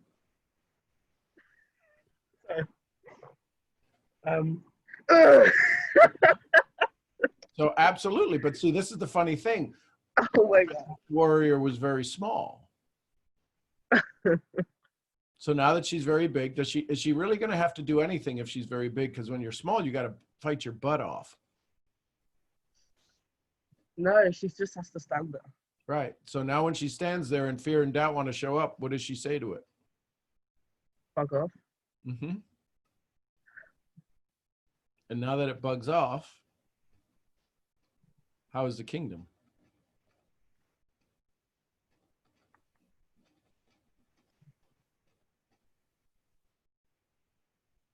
I just hear music. Okay. And can you draw with that music that's playing? Yeah. Okay. Then I would do that. What does the magician need to do to the kingdom to serve it?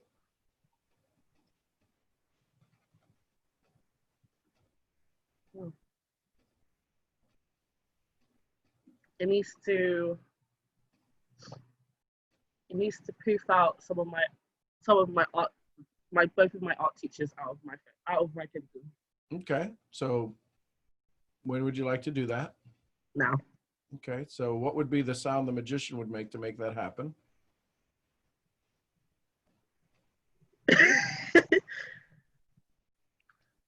Poof. Okay. So now they're gone. And when, if you wanted to have your art hung on all of the walls of the kingdom, what would the magician have to do to make that happen?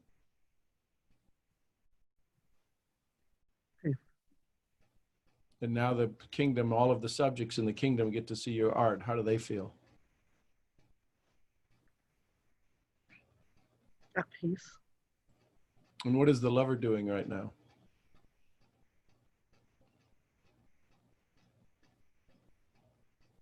I don't really know. She's just kind of giving everyone drinks. Okay. Why is my kingdom so weird? And that's not weird. It's your kingdom. Listen, if the lover's running around handing out drinks and I get to look at art, and I got somebody at the gate going bug off, I think that's a pretty cool place to hang out. I would have changed bug off to jog on because I feel like that's more me. Jog on. Yeah.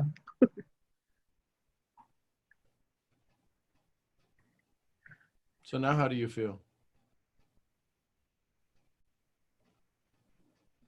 I feel better knowing that my warrior is at the gate. Yep. And how does the queen feel? Better now that she's in control, because I don't think she was in control all this time. No, not if you got a little peanut-sized warrior.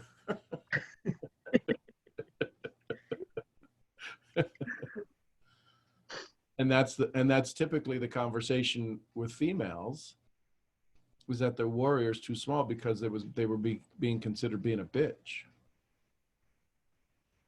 There's a place where a warrior can be just the right size to be a witch on a broomstick, but when it gets bigger than the gate, there ain't no more witch on a broomstick. There's no more bitch. It's just it is the warrior.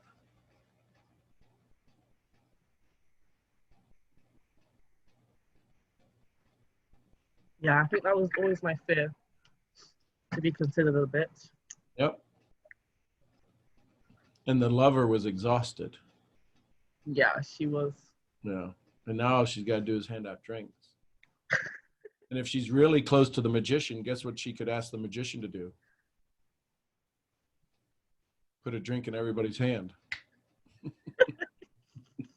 Right? Yeah. See what happens when we start to take control back over our kingdom? Yeah. They can work together. Yeah. Rather than separately. And at odds with each other. Mm. So now I'll ask you this question. Are you good enough? Yes. I just looked down when I said that. Yes. And you swallowed and you. Yeah. Right? That. So let me ask the queen. Let me ask the queen. Is the queen good enough? Yes, the queen is good enough. Is the lover good enough? Yes, the love is good enough. Is the magician good enough? Yes, the magician is good enough. And is the warrior strong and good enough? Yes. So, pretty That's me interesting. for longer. Pretty amazing kingdom, isn't it? Yeah, it is. There you go. Welcome home. Ah! There's our Bakumi. Oh, okay. Bakumi. How's the shoulder feeling? It feels good. Uh, Woo! Okay. I'm back. Welcome home. Thank you. Thank you, Sean. Thank you, Anne. Thank you, everyone. Okay, yeah.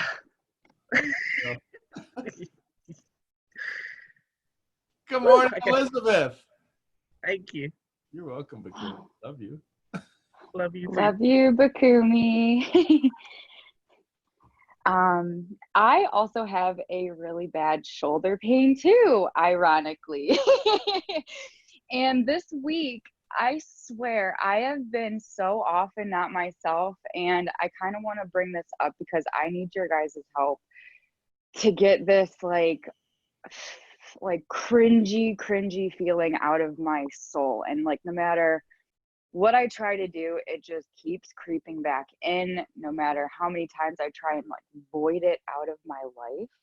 Cool. But I have this group of friends that I used to hang out with growing up since I was like 15 years old. Like they were like my pack, you know, like good friends. And as we got older, obviously, you know, we have all got kids. Some of them are still doing like the same job that they were doing, which is fine. Like I never judge anybody, and I don't think I'm better than anybody, but I kind of don't have time to like party and kick it with them and do the same things that they're doing because it's just, I can't. Like I can't drink every night. Like I'm like a substance abuse counselor. It's like just it's just not a good example. I'm just different. I've grown a lot over the last, I want to say 6-7 years of my life. And so these girls that I used to hang out with, I feel like, I don't know how to explain it without. So let me ask this. Who's speaking right now? The king, the queen, the warrior, the lover, the magician? Or the confused subject? The confused subject. Great. Who's in charge of the kingdom? Me. Which one? The queen. Okay, so the subject is now going to speak to the queen and going to say everything that you're about to say to me. Without me having to hear it all, what would the queen say? Ignore them? I don't know. What would your queen say? Because if you tell the subject to ignore them, they can't ignore them. What would you need to say to them? What would you need to give? What? Maybe you need to ask the magician for some help or the warrior for some help for this subject. Like I still give my love to them, but I feel like You don't have, you're not going to put them in the guillotine, but are they a distraction?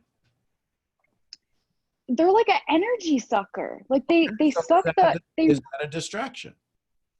Yeah, it's so a total distraction. And it's distracting you from what? From being happy. Okay, so if the queen has a subject who has people who are sucking the energy out of a subject, what is the queen going to do for the subject? I don't know. That's why I'm asking you guys. I don't know even how to read myself. Stop. That's BS. You know that. You're too smart for that. You don't know. You know better than I do. If the queen knows, what does the queen need to do to protect that subject? If there's an energy suck going on in the kingdom, does she need to put the warrior in place? Does she have to have the magician snap her fingers or snap his fingers? The magician knows the answer to the solution. What's the answer to the solution? I feel like the answer to the solution is going to cause like gratification for them that they know that I'm being bothered. Like I don't want them to know that I'm bothered. I don't know why I even care. I don't know why. Yes, but it's your kingdom. Can they bother Right. your kingdom? Somehow they've weaseled to do that. I don't even know how. I haven't seen them. That's addiction to approval, right? Total addiction to approval. So so who do you need to step in place so that you don't have to feel like you're the one that got bamboozled? Does a warrior need to step in? Yeah, the warrior does. And so what is a warrior going to do? What the warrior wants to do is just to kind of just not let them see what's going on in my life and kind of like, and I don't want to see what's going on in their life. I Okay, kind of so just how want to big like does the delete warrior need- myself How big does the warrior need to be? really big. Okay. And how would she stand? Is it a she or a he? She, It's a she. And how big is big? like giant big. Okay. So giant big. And what would the magician need to do to make it easier so that whatever space the giant warrior doesn't fill, what would the magician need to put in place?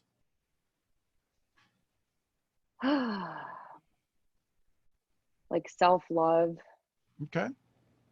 And your magician, More, male or female? male. Okay. And what would be the motion that they make, the sound that they make to put in this shield, this force field of self-love? Probably more meditation and just grounding, just working out. I need to do more of that, which I haven't been doing, and I know that's been affecting my mind. Cool. So which one of the four, magician, the sovereign, the queen, the lover, the warrior, needs to give you space to meditate? I just need more peace. Okay, but who needs to give the authority to do that? I do. Which one of the four? The warrior. Okay, so the warrior gives permission. Who's going to do the meditation? Because the warrior is standing guard. Who's going to The do the magician. magician? So there you go. And how long, if the magician can do any act and perform anything, how much time does a magician need to meditate? At least once a day. Oh, cool. And when would you, and what, now in order for the magician to get the time to do that, he's got to get that from the queen. When does the queen give permission to meditate? Whenever I get a chance to. Yeah, but the I queen, know. queen is going to tell the magician when to meditate. What time would the magician have to meditate? See, that's the issue. You think you've got, when you have time, you'll never have time because this is not a priority, because you're still standing guard and doing everything else. But once you set it in the calendar like a doctor's appointment or taking care of Noah, it gets done. So you Yeah. have to give yourself that same authority to do that. So what time each day would you do that? I feel like at nighttime, once Noah is asleep, I could just focus on myself. Excellent. What time? And it'll be quiet. So I'll just have to literally set an alarm to just do that before I go to bed. Yep. What time? No, you're gonna go to bed early for me. Sometimes it's after midnight. Mommy, what's the bulldozer? I don't know where the bulldozer is. Yeah, I need one too. So what time would it be? Probably like midnight or Okay. 12:30. So what if Noah went to bed earlier? Oh, if I can see, my husband likes to play with him at night, which riles him up. Okay. So that's like, because he's not home in the day. Right. So we don't really have a routine, and Don't that you kind have of sucks. Don't you have access to the magician? That when Yes. he's done riled up, that you can, rather than you being anxious, going, "Ugh, this is going to take because you say this is going to take forever to get him to rest, and it takes forever to get him to calm down, right? Right. What would the magician do to calm that down sooner? Just breathing and getting him ready for bed and laying with him. That's what I usually have to do Yep. to get him to go to sleep early. I would play some binaural beats. I would play some 435 megahertz. 4:35. The I sound have another question real quick. Okay. So when I start meditating to get myself back on track to how I was before, because I didn't have a problem the last 6 months. It's just what triggered me was like the girl that I used to be best friends with that I no longer talk to anymore. Her father passed away. Right. And so I didn't feel comfortable going to the wake, but I donated to the fund for her father's funeral because I still like love and care for her, but I just didn't, I would feel absolutely uncomfortable if I would have went. And then I had another childhood friend that I've known since like the first grade text me. And I felt like the only reason why she was texting me was to ask me if I was going because probably she wanted to know. That's like what my gut told me. Right. And I told her no, and I told her why. And like, there was just no response. And then I asked my husband, I'm like, hey, was I wrong for not going to the wake for, you know, her father passing away? And he kind of told me I was. And I was like, okay, but I didn't feel comfortable. And I felt like they would kind of like attack me in a way, like, because the main reason we're not friends anymore is because I'm still with my husband. Like, I don't know if I brought up this story, but my husband used to be on drugs. And he used to be like lunatic, crazy out of his mind, like psycho. And I had to get him to get off drugs, and everybody was like, leave him, divorce him. Like, he's crazy. I'm worried for your safety, this, that, and the other. And I was like, no, like I have to fix this. Like, I have to get him off these pills. Like I'm still going to deal with it. Even if I divorced him, like, you guys don't understand.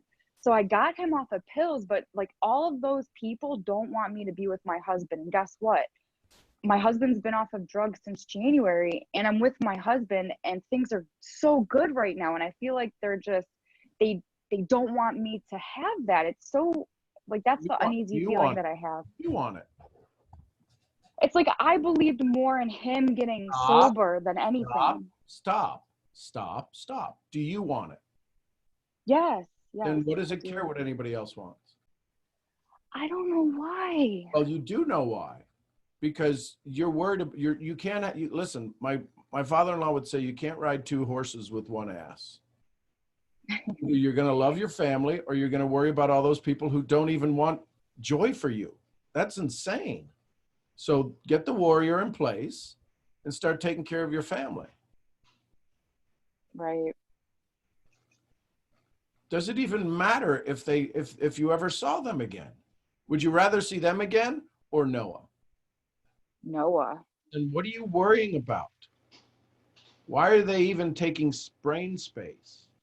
Right. Hi, Noah. Your joy, and that's part of why Noah can't sleep, because you're constantly, when things do slow down, that at a subconscious pace, because you don't even realize it. None of us realize what our subconscious does to us. But what it does to us is exactly where we are right now. So get your warrior in place, get the queen back in charge, give her some authority, have the magician snap their fingers, and all of a sudden, now you are taking care of your family. Right. And I would encourage you to, once the queen makes a command decision, stop questioning it. Yeah. And the pain in the shoulder, what's it? Yeah. See, Noah. I know. I just need to watching. You have your that, mommy's gonna focus more. you have that at your knees. How could you give why would you give space to any of those people who don't want you to be happy? Right. Stop touching. Be totally immersed, totally in the moment of what's right in front of you, and start from there.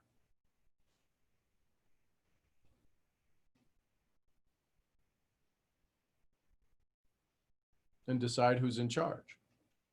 Your subjects or the queen. Put the warrior in place and be safe.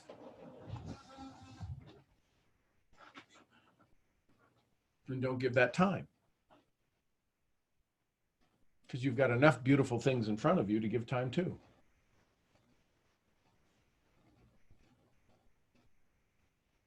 that make sense?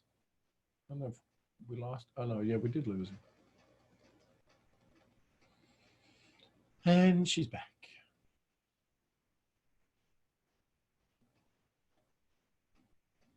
So Gigi, let's go to Gigi. Hi, Gigi. Good morning, everybody. Good morning. Oh, almost afternoon. Something's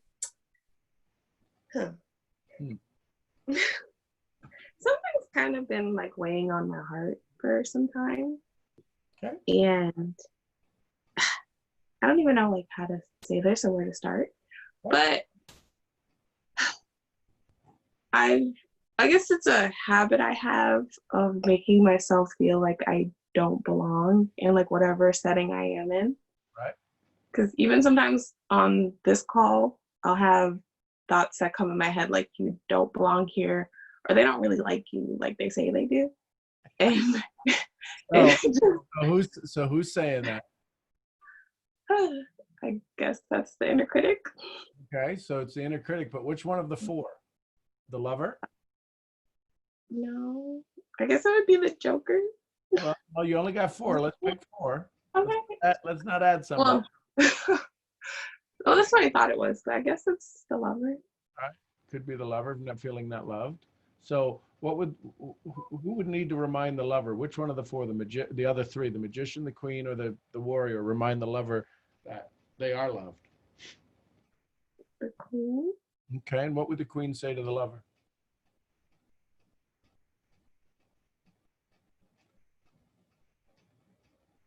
I guess that you are loved.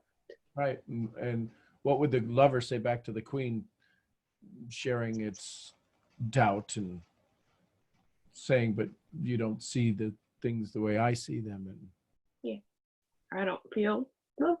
right. Here come the tears. How would the queen remind the lover that they're loved? Would it need its subjects to say something? I don't know. What would be a sign for the lover to know, okay, I can sort of believe that? I don't know. Sure you do. Well, I'm not asking the lover, I'm asking the queen. What would the queen need to show? Let me ask the queen. I was asking the lover and you probably don't know. So now I'm asking the queen. What would the queen want to do? What do you think the queen could ask the magician to snap their fingers and show so that the lover knows they're loved? To show me the people that do love me. Okay, so who would like to unmute and say, I love you, Gigi? Don't do that. But say it. Don't just unmute. Love you, Gigi. I love you. I love you, Gigi. Gigi, I love you. Love you, Gigi. I love you, Love Gigi. you. Love you, Gigi. Love you so much, Gigi. Love you, Gigi. Love you, girl. And I Thank can you for your survive if you smile. don't receive my love, but I love you. Gigi, you're amazing. Honestly. And part of it, it's funny that Jessica said something, but part of it kind of came up after yesterday, and I had a conversation with her. And it reminded me that my childhood best friend's name was Jessica. And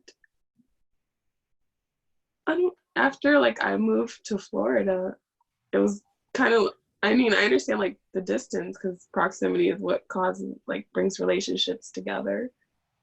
But I don't know, it was like a change that happened. And ever since then, I've never really been able to like have, or I've made myself believe that I don't have meaningful friendship. Mm-hmm. Or I've made myself believe that like I can't let people in, like I have this guard up that won't allow myself to just open up to people. So what would the lover say to you? If you were a subject that just came to the lover of the kingdom, what would the lover say? How would the lover educate you in this moment? And then that goes back to something Rhonda said yesterday when she said, open up, Rhonda. I literally heard in my head, open up, Gina. And I'm like, why is it so hard? And what would the lover respond?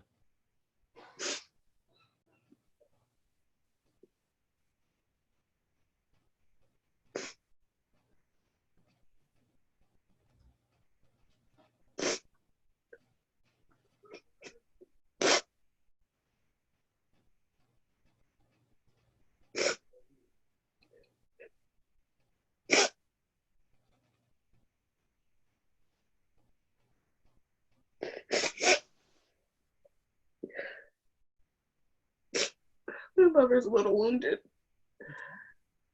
So what would the magician have to do to heal the wound from the lover? Poof. Yep. And poof. And so what got healed in the lover?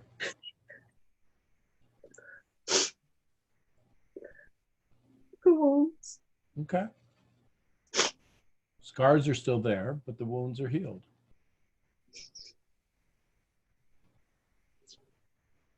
What can the lover now do for the kingdom that she didn't do before? But love him. Okay. And can the warrior stand at the guard at the gate to make sure that the love that comes in is pure and joyful?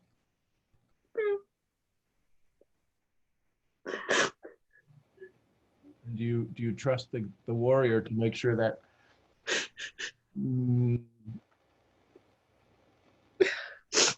do you trust the warrior at the gate to make sure that no bad love gets in, no false love gets in? I want to, but the warrior's just kind of small. Okay, can we make the warrior bigger?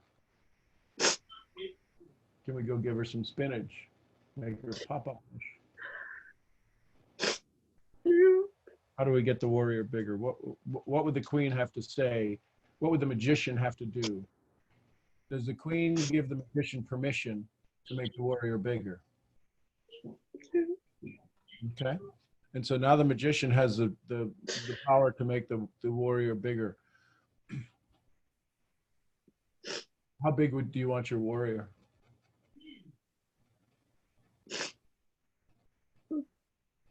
Big enough, but not too big. Okay, why not too big? Is there a low ceiling somewhere in the kingdom? I don't want it to be too big to where it's too overpowering. Okay, too overpowering. Or overpowers the lover, because it's done that before. Okay, but if the warrior is big enough and the lover controls its heart, can the warrior be too big? Can the warrior be big enough and still be in high heels and a mini skirt?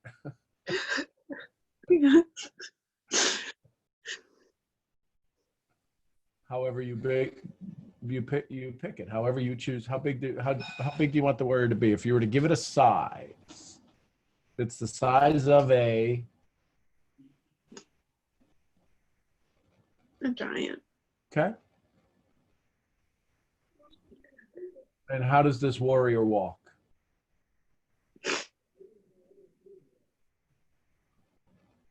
Like this. Okay. And can she still walk in grace and in beauty? Yeah. Yeah. So now the warrior stands guard at the gate. What talent of intuition, what talent of discernment would the warrior need so that false love doesn't sneak in? Discernment's all I got. Okay. So could you amp up the discernment? Yeah.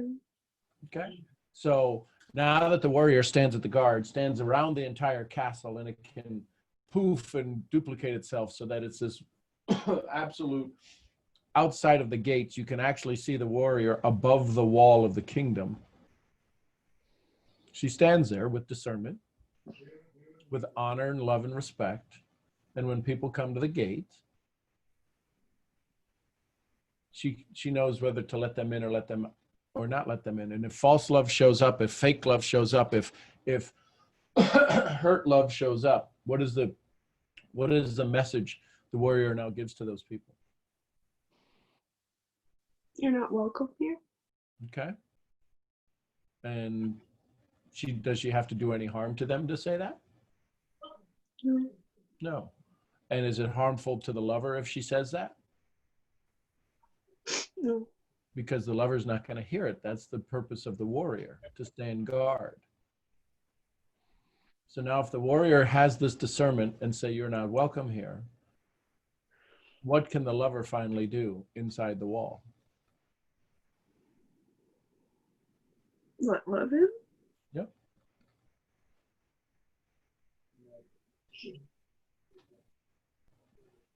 And what's another thing that the magician could do? Could the magician put like a TSA scanner? And you got people that stand in the thing like this, and the magician goes, okay, let's check your love quotient. And it drops a little, you know, sparkly dust on them. And when they walk out, they're in pure love. Would that be okay? Yeah. Everybody's got to go through the scanner.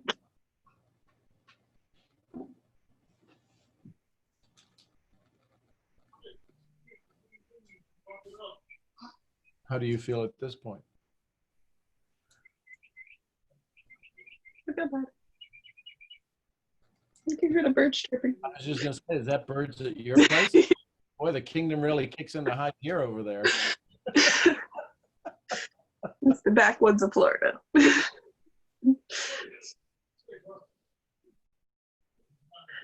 Thank you. Thank you, everybody. So what does the queen now say?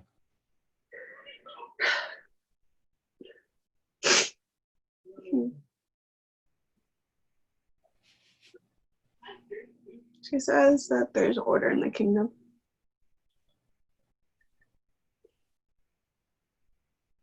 So now, so there's a lot of hustle and bustle and conversation about how big the warrior is, right? Mm-hmm. Would it be fair to say, fair to say that most of our warriors, and even more so for women, if the warrior has been run over, it's because of its size. Not because of its power, because of its size. And if we just make our warrior bigger, it doesn't mean that the lover has to change it all. We just need this discernment.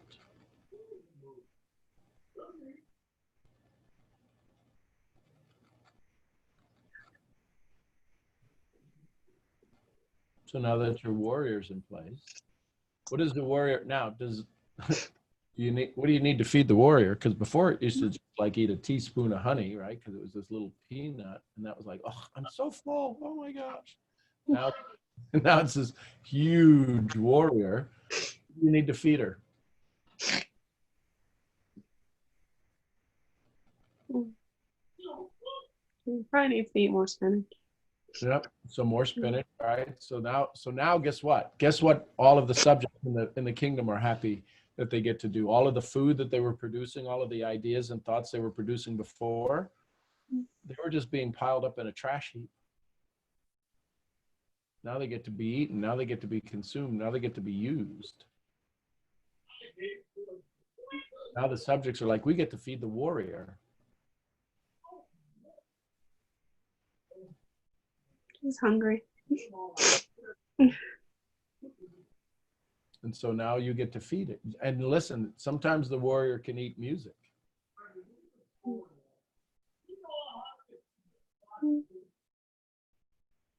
How does your body feel now?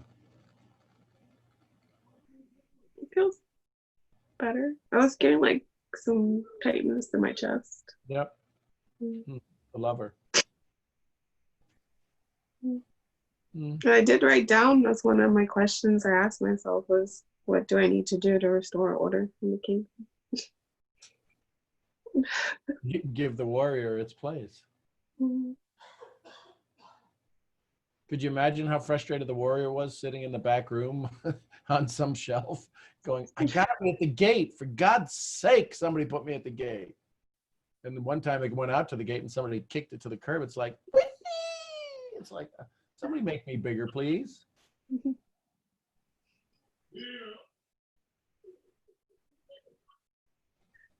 Oh, there's a little breath. I've been breathing deep. So in this journey of your enlightenment, where does it exist? In my heart. Yep, outside or inside? Inside. You've got 4 of the greatest souls on the planet, the magician, the warrior, the lover, and the queen, to help you find your enlightenment. I'd start by turning the lights on in the kingdom. Then you can hear every message differently.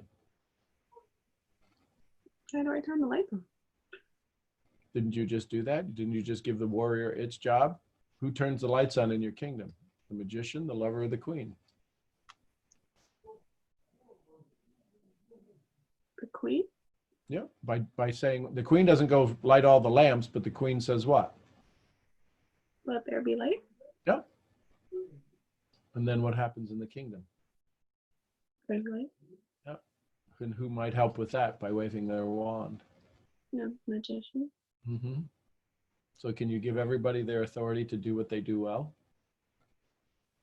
Yeah. Maybe now that the lights are on, you can sit down and have a council meeting and go, what is your responsibility? What is it you're supposed to do here? And in the light, there can be more understanding.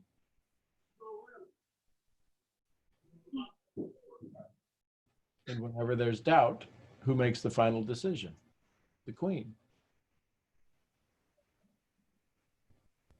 Right? Star Trek, Deep Space Nine, whatever it is. Make it so, number one. And in making it so, the magician goes, ooh, this is good. I get to go to work. Poof.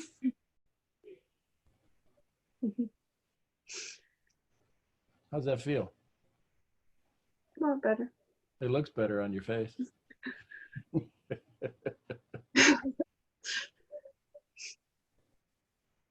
This is understanding your secret sauce.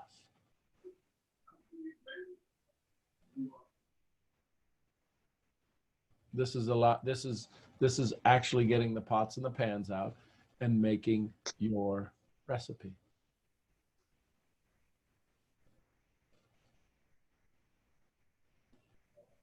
That work? Yeah. Thank you. You're welcome. Sharon. She started us and she'll wrap us up. No, actually, a question has come up listening to you and and the four people, and I do it hopefully quickly, and you can shut me up if you want. But I was thinking, gosh, my magician is now my best friend. Bukumi, thank you for poof. Whenever I need to laugh, I just think about your triangle bridge and poof. But what I also realized is like, okay, so who's running the show? And I said, okay, the queen is running the show. And the queen and the lover are very closely connected. Mm-hmm. They support one another. And the magician, it's just my joy. It's totally my joy. But my warrior is feeling a little left out. I don't know.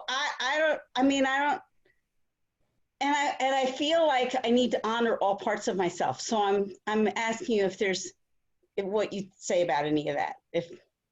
So you're because you've been hurt for so long, you think if your warrior stands guard, your warrior's related to hurt. It's not related to pain. It's the warrior is actually bigger than you think it is, because that's the one that's kicked all this other crap out.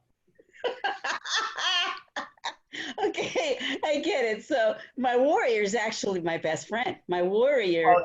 Yeah, your warrior and you don't often speak, but it's that Bukumi thing from a distance that you guys have, and it's actually the one that's been kicking ass and taking names and getting rid of all this stuff that you're like, I don't even, you know what? That doesn't even bother me anymore. And the warrior's going, I got you. Okay. Okay. Because you've given it a chance to throw everything out. It's been standing there. Could you imagine at a bar and the bouncer's got everybody that's been a jackass in the bar by their collars, and it's going, just tell me when. Just tell me when. Just say when. Without knowing it, you said when, and it just went whoop. And this whole space is opened up. You're like, oh my God, you know how many more people we can put in the bar now? You know how many more people we can put in the church? Where'd all those other people go? And the warrior's going, oh, geez, I don't know. Okay, so the other piece of this, because I love this analogy, especially since I once did a whole workshop on it. I forgot all about it. Probably in my notes somewhere, you know, everywhere else. But I'm also aware that these conversations with Jesus, which are not necessarily written every single day, but like this morning in the shower, and we're getting up really early, and Jesus and I are talking in the shower, and it's like, it's okay. You don't have to write to me all the time. But it's like, I want this show to be run by Jesus. That's the source. Right. You know, anytime the queen or the lover or the magician think they're the source, that's when I'm going to get in trouble. So I need to keep that in mind. I'm just at your round table, when you have these conversations, decide who's in the meeting. When you sit down, is it the queen? Is it the lover? Is it the magician? Is it the warrior? Is it all of you at a round table like King Arthur's round table? And it's one chair for him and 5 chairs for you. Okay, so in this conversation so far, Jesus has been talking to SHG, who is kind of the amalgamation of all of me. Mm-hmm. But instead, I'm going to probably have the conversation with one of those people, or all of them, you know, but put their name instead of SHG. Because now there's some order, and now everybody can start working at their best and highest interest. I'm so blown away.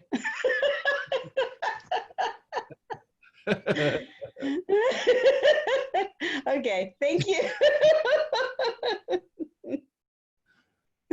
Is Rhonda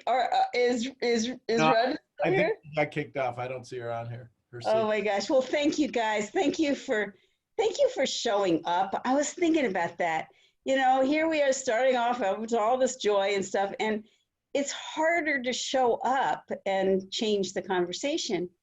And you helped everybody by changing the conversation, because most of us have these little voices going on all the time.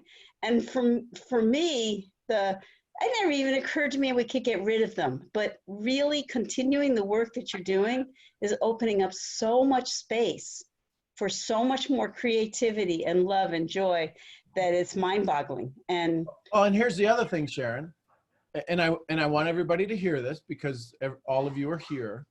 It's impossible to change the conversation. Follow me. It's impossible to change it. Changing it means that there was a direction that was going to be one of unservice. If anybody speaks in this community, it is of service. Yes. Even if it's a wild, crazy conversation of anger and frustration. Listen, more people have given me compliments and have given Bakumi compliments for having the courage the day to come going, Sean, I'm mad at you. Exactly. It's the courage. Listen, that day brought us closer because it wasn't one of disservice. Yes.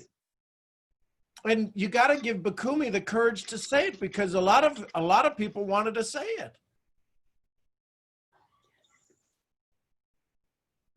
And so she had the courage to say that, and that didn't change the conversation. Because this is called a daily awakening. Bakumi, your warrior stood up, the little peanut warrior stood up on that day and said, listen, I don't want to do any harm. It was hard for the warrior, because it was saying it out of love, to even bring the conversation up. And you did. And it changed my world forever, because it allowed me to say something I've never said before, that you've been stolen from me. Whenever any of us leave our joy, we are stealing ourselves from our friends. So just be very clear on this call. Now, maybe other people, because they have an agenda. There's a difference between showing up with an agenda and showing up in genuine.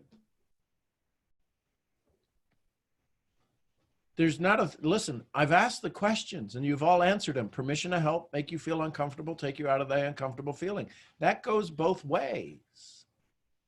Yeah. So it's impossible for us to talk about something that's not of service because of question number 2, permission to make you feel uncomfortable. Listen, I'm going to change topics. No, you're not. You're going to talk about the one topic that's important. Yes. This is how we minimize. Listen, all that stuff's good. I need to talk about this. Okay, let's talk about that. Yeah, but I don't want to bring the call down. How could you bring the call down if it's for you to get better? Listen, if you get better, how much do we all get better? When Brittany goes through her stuff or Elizabeth goes through her stuff or we hear Shammy, some people on the call can't sit in joy and listen to the kids throw pots and pans. I giggle. Giggle. Why? Because Shammy's my little sister. She's young enough to be my daughter. And those are my grandbabies. How can a grandparent ever sit in frustration with their grandkids? They can. I guess they can. But I get to hear that. You can't change the call. You can't change the energy on the call. Because the desired energy on the call is one of joy, of love, of gratitude, of peace. And if you're not in that, then by God, we better fix something. And that's what we get to do on here.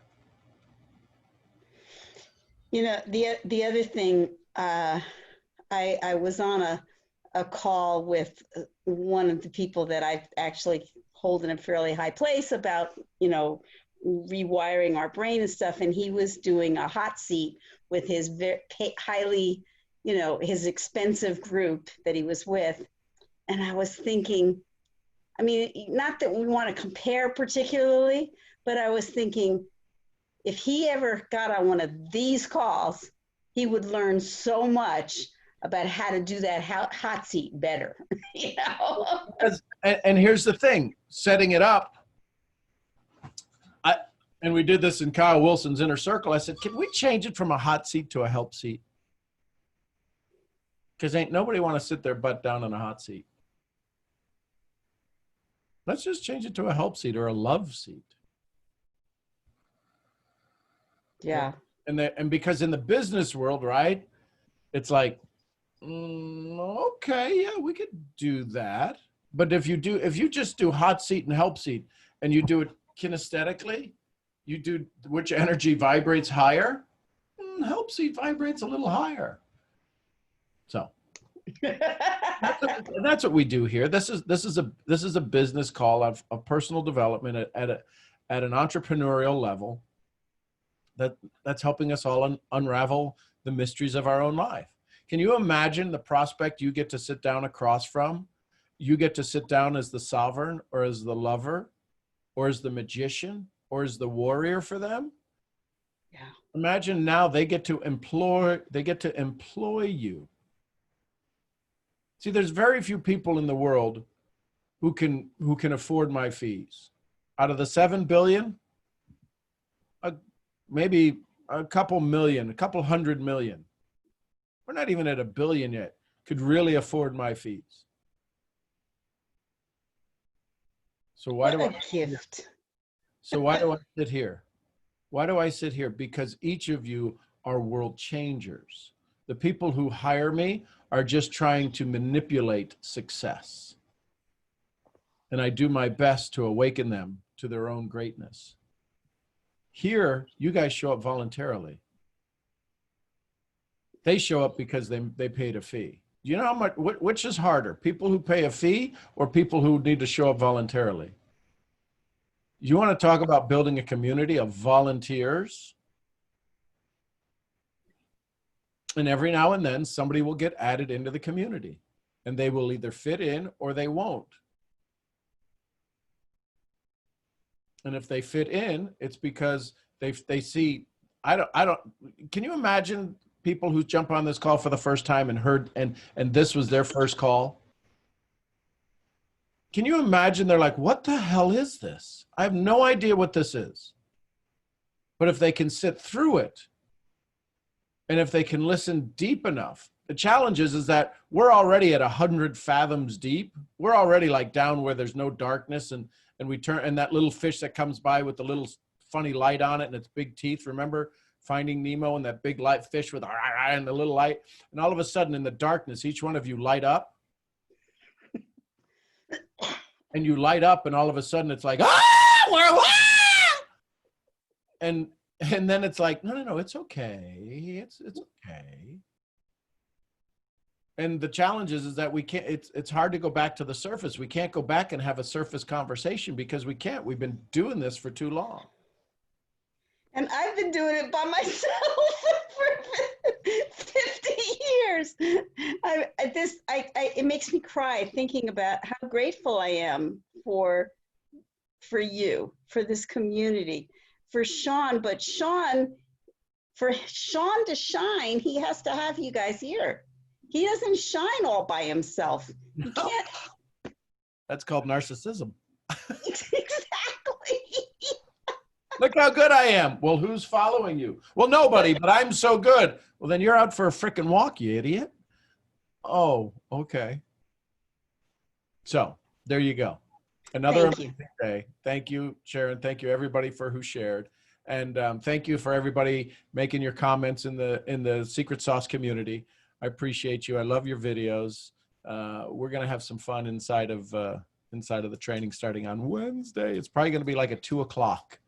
Right, for all of my UK family and friends to be able to do something. It'll all be recorded. It'll be midday for us in the States.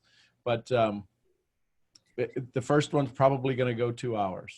So just be prepared. Go to the bathroom, whatever. And we'll have some fun. So there you go. Email will be coming out with access into the membership site. And we'll go from there. I love you tons. I'm Sean Thank you. Head Misfit. I'll see you where? At the next event. The next event. Thank you, guys. Have a good Sunday. Thank Have an you, amazing everybody. day. Thank you. Hope you all have a peaceful day. Love you guys.